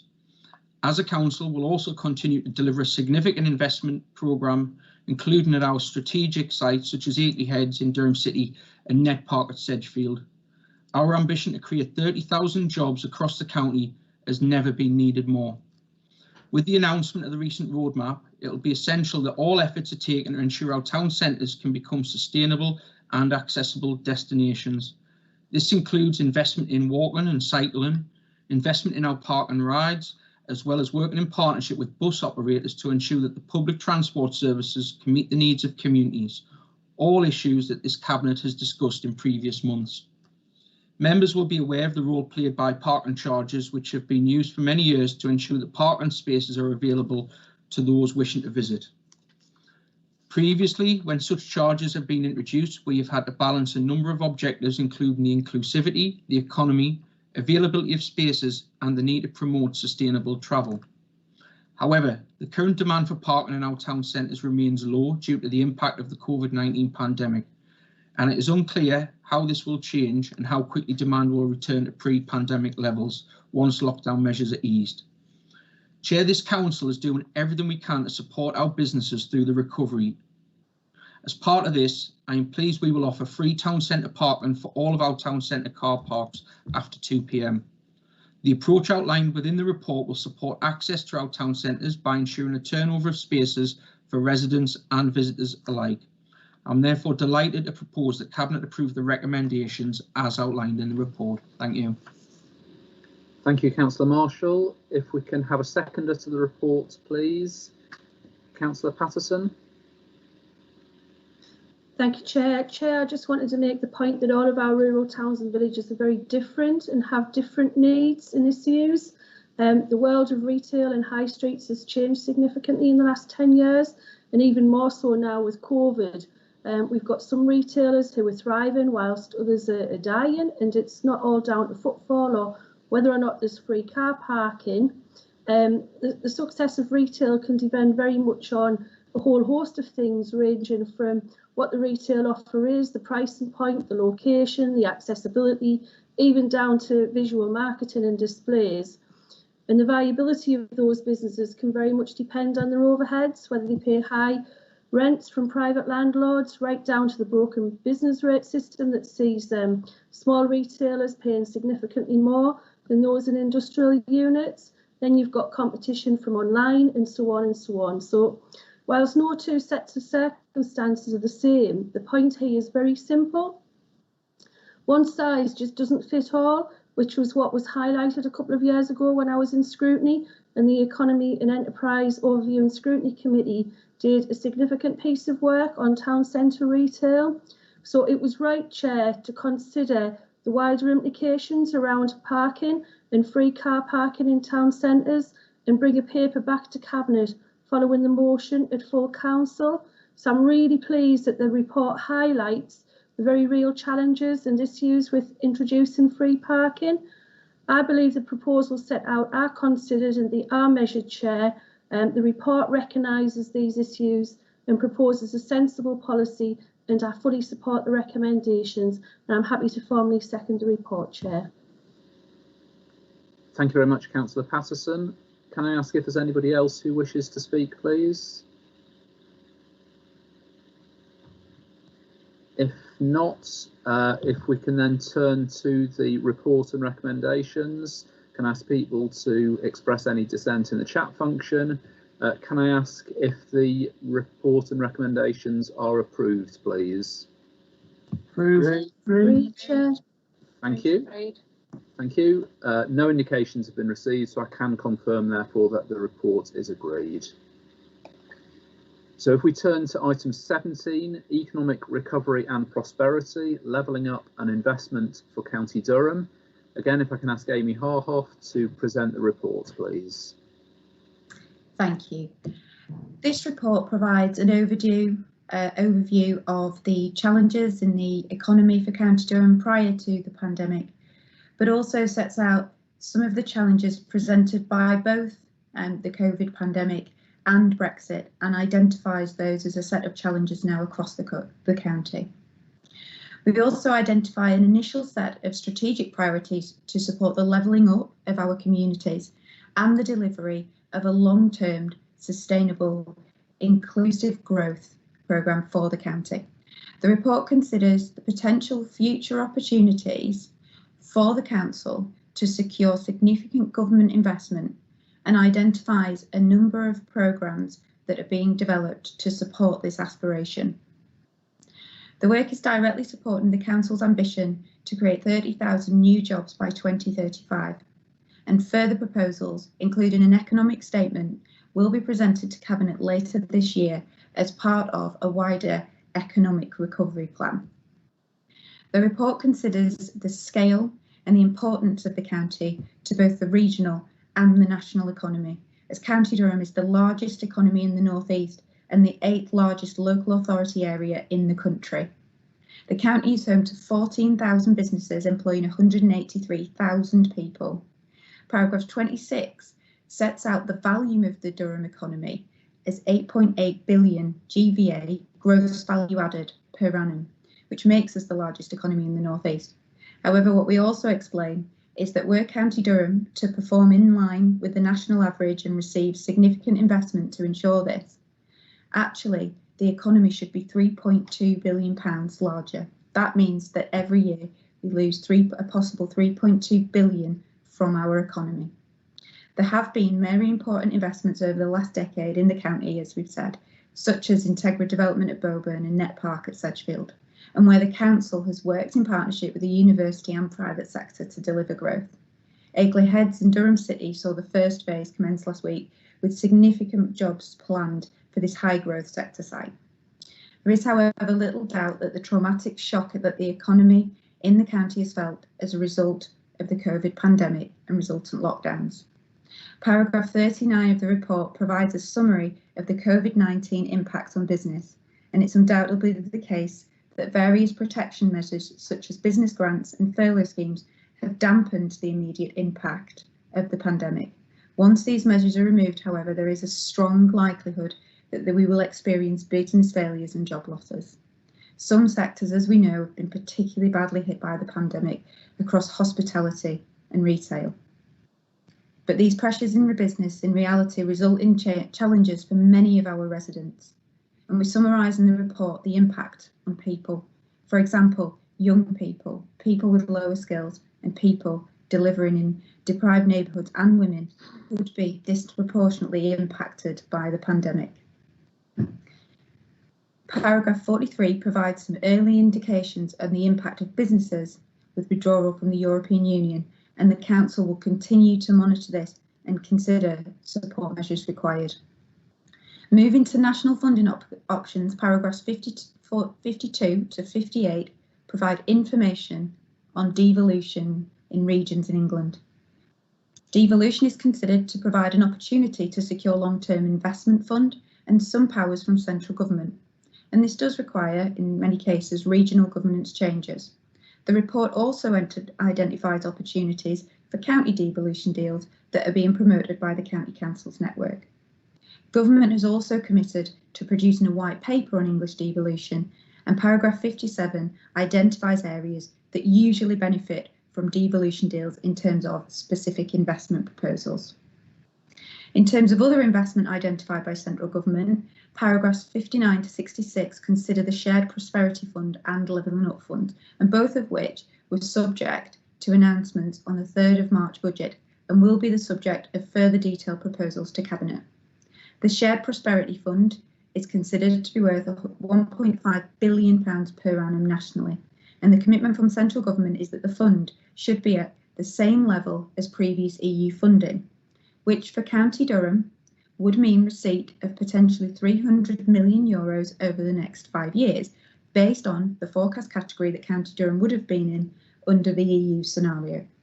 This fund is due to be launched in 2022 and is predominantly revenue funding. Details of the new Levelling Up Fund to boost economic prosperity of areas outside London and the North East were also announced in the budget on the 3rd of March, and the fund is £4 billion for England and includes priorities such as transport, regeneration and cultural asset. County Durham is identified as a Tier 1 area, and this should mean we receive a priority for funding. County Durham is identified as one of the greatest need and could apply for up to 6 bids based on our number of parliamentary constituencies. The final part of this report provides information of a pipeline of major projects that are currently being developed to fit with the county's long-term economic growth strategy. The projects are listed under 6 themes and specifically relate to the themes that link to the government's options for devolution and include housing, culture, rural growth and skills, amongst others. I must stress that more detailed work is needed to assess the potential economic outputs, deliverability and viability over the coming months in this area. However, members must appreciate the scale of our ambition and that the total ask for these projects in an initial phase would be £500 million across a range of investments and covering projects across the county. In conclusion, the report highlights the importance of ensuring the Council is in a position to punch its weight by promoting an ambitious plan for economic growth, strategy and supported by significant investment. Our proposals must be robust and evidence-based, and the initial asks in this report can form the basis of any discussions that may take place with a view to further work with our businesses, communities and members. Chair, that concludes my report and the recommendations are set out in paragraph 22. Thank you very much, Amy. Councillor Marshall. Thanks, Chair. This 19-page report is central to the successful future of residents and businesses across County Durham. Our county has faced a very difficult period over recent years and has not received the support we need as a council to properly recover. Dating back to the closure of our proud industrial industries by the Tories that provided hundreds of thousands of jobs across County Durham, we've been working to secure a brighter future. It's been difficult. Over a decade of imposed government austerity have had a lasting effect on people's everyday lives across the county, and the gap between our richest and poorest residents has undoubtedly widened. The impact of austerity has meant our area has been hit harder than most by the global pandemic, which in itself will have been one of it, if not the most difficult periods for our county. Despite these challenges, our county has managed to amass ambitions and plans to create 30,000 jobs and to grow our economy, creating a better future for generations to come. We've seen significant progress with our economic strategy, not just in terms of approving plans, but delivery has started on all of our strategic sites, and a pipeline of investment is already underway of over £4 billion across Durham. Our partnership work across sectors has been paramount to our success and given confidence to our ambition for what we can achieve for our residents. The environment we have created in County Durham for businesses to start, grow, locate and flourish is the result of years of hard work from this council on behalf of our communities. This report is a position statement and a pointer for future economic strategic direction and policy, and it has been produced as we are in the middle of a global pandemic that has delivered a traumatic shock to our economy. We need to remind ourselves occasionally of the importance of County Durham to the regional economy. In the LA7 family, the county's population is 20% of the whole region. Our business base produces an annual GVA that is 16% of the region's total, and our workers account for 17% of the region's workforce. We are the engine room of the North East, and we are an area of significant strategical importance, not only with the North East area, but to our other neighbours in the Tees Valley. Chair, the past 12 months have been extremely challenging, not just affecting family life as we knew it, but the economic impact of the COVID-19 pandemic will take months, if not years, to fully realise. It has been a devastating period for many, but this report suggests a positive way forward. It considers the immediate impact of COVID and Brexit, but most importantly, it looks beyond any recovery period and proposes a long-term economic recovery strategy for the county. More work needs to be done as we'll receive other reports, but it begins to identify some strategic priorities and challenges for the county, not based on guesswork or a wish list, but on work that is evidence-based. We need to make sure we have enough people with skills to grow the economy. They need to be employed in new jobs which have longevity, and we need to increase the size of the private sector. But we also need to create the infrastructure for growth and opportunity. Chair, I'm a pragmatic person. I'll consider any opportunity that will bring benefit to the residents of the county, and this report identifies a number of potential national funding streams. We should be in there fighting for the county and getting our fair share. And if levelling up is truly about helping areas catch up economically with other areas, then Durham can expect more than its fair share and more than the average. I would like to congratulate the Corporate Director and our colleagues who have worked hard over the past few weeks to pull together a pipeline of major investment opportunities and projects. This report isn't one-dimensional. It recognised the importance of high-quality housing to economic growth, and with nearly £1 billion coming into Durham's economy from tourism, and a focus on that sector is welcomed. Great transport links are the backbone to economic success, and I'm personally involved at a Northern Powerhouse level to drive that agenda.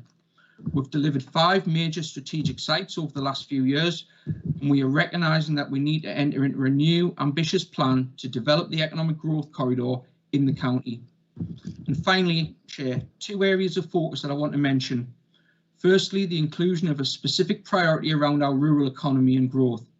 It's so easy to see the rural economy as a bolt-on to the wider economy, but we are making a commitment here to acknowledging the specific challenges of the rural areas and identifying the rural economy as a key priority in our growth plans. The last thing I want to say on the priority list is the importance of skills, education and training. We will fail if we create economic growth and do not connect that growth to providing real opportunities for our residents. Providing people with the skills, ambition and confidence to take advantage of the new job opportunities will be absolutely fundamental to our economic strategy. And finally, Chair, I must comment on the 500 million price tag. It's a lot of money. But if this government is serious about levelling up, then it must work with us to deliver this programme. I hope that the government can find 500 million to secure the long-term, sustainable economic benefits that will come from the delivery of the programmes. If 37 billion can be found virtually overnight for a field testing system, then surely the government can find £500 million to support County Durham and its residents in our recovery. Chair, I look forward to receiving further reports on this and would formally move the recommendations as set out in paragraph 22 of the report.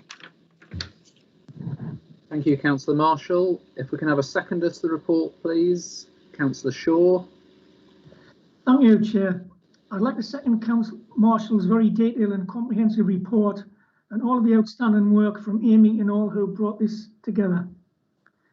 We all see on a daily basis the ongoing impact of COVID-19, but this report presents us with an ambition for economic growth that is backed up by a pipeline of projects that will benefit the whole county and indeed the North East region itself. I'm sure that there will be much more work and much more detailed discussions as we move forward, but I was delighted to see the scale. We also need to ensure, alongside the economic opportunities, we don't lose sight or stop shouting about the key ingredients that Durham has to offer new businesses and investors. That it is such a great place to live, a great environment to bring up families, and a county which has huge ambition. We will continue to match this pipeline of economic opportunity by ensuring we get the right houses in the right places to accommodate the new jobs as we continue the great work already undertaken in regenerating our existing towns and villages. It would have been wonderful to see this investment going forward will also be essential in maximising any opportunities which may be accessed as part of any levelling up agenda, first pledged by the Chancellor during the last election. But we've already seen early evidence that this government do not intend to use the £4.8 billion levelling up fund to be concentrated in areas of deprivation and poverty, as they have used new methodology rather than the index of multiple deprivation and its statistical geography which were built for that task. This has recently seen 14 places in England that were wealthier than average being included in the fund's most needy category, and by pure coincidence all have at least one Conservative MP. This is not levelling up, and in no way will this fix regional inequalities. Indeed, Parliament's Public Accounts Committee has already found that another government programme, the Towns Fund, used vague criteria and said decisions to award some places cash seemed politically motivated. Who would have thought that? I'm happy to second the report, Chair, and the recommendations as set out in paragraph 22. Thank you, Councillor Shaw. If I can ask then if anyone else wishes to speak.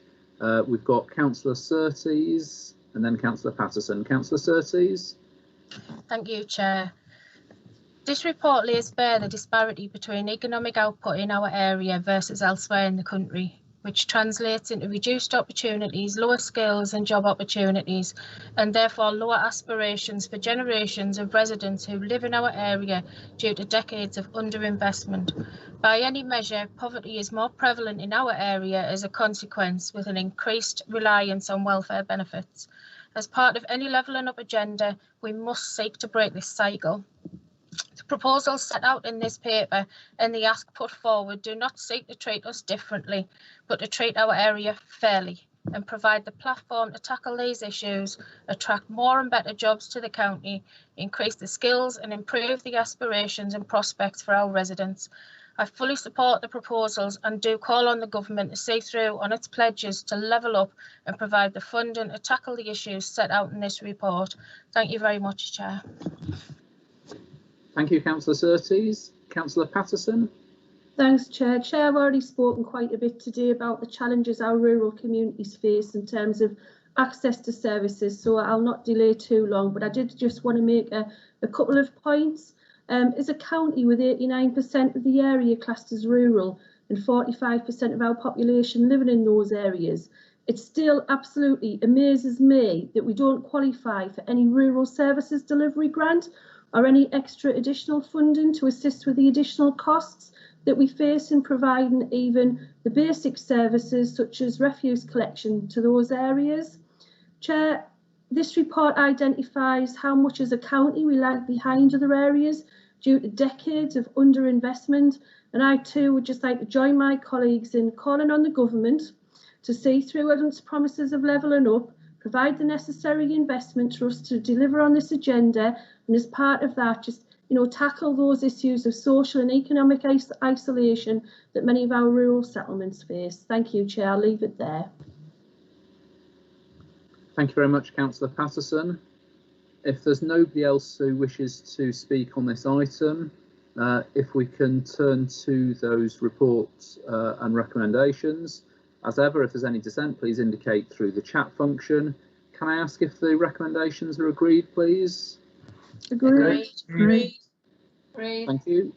There have been no indications, so I can confirm that the report is agreed, and I can also thank all those involved in drawing up that very important report. Thank you.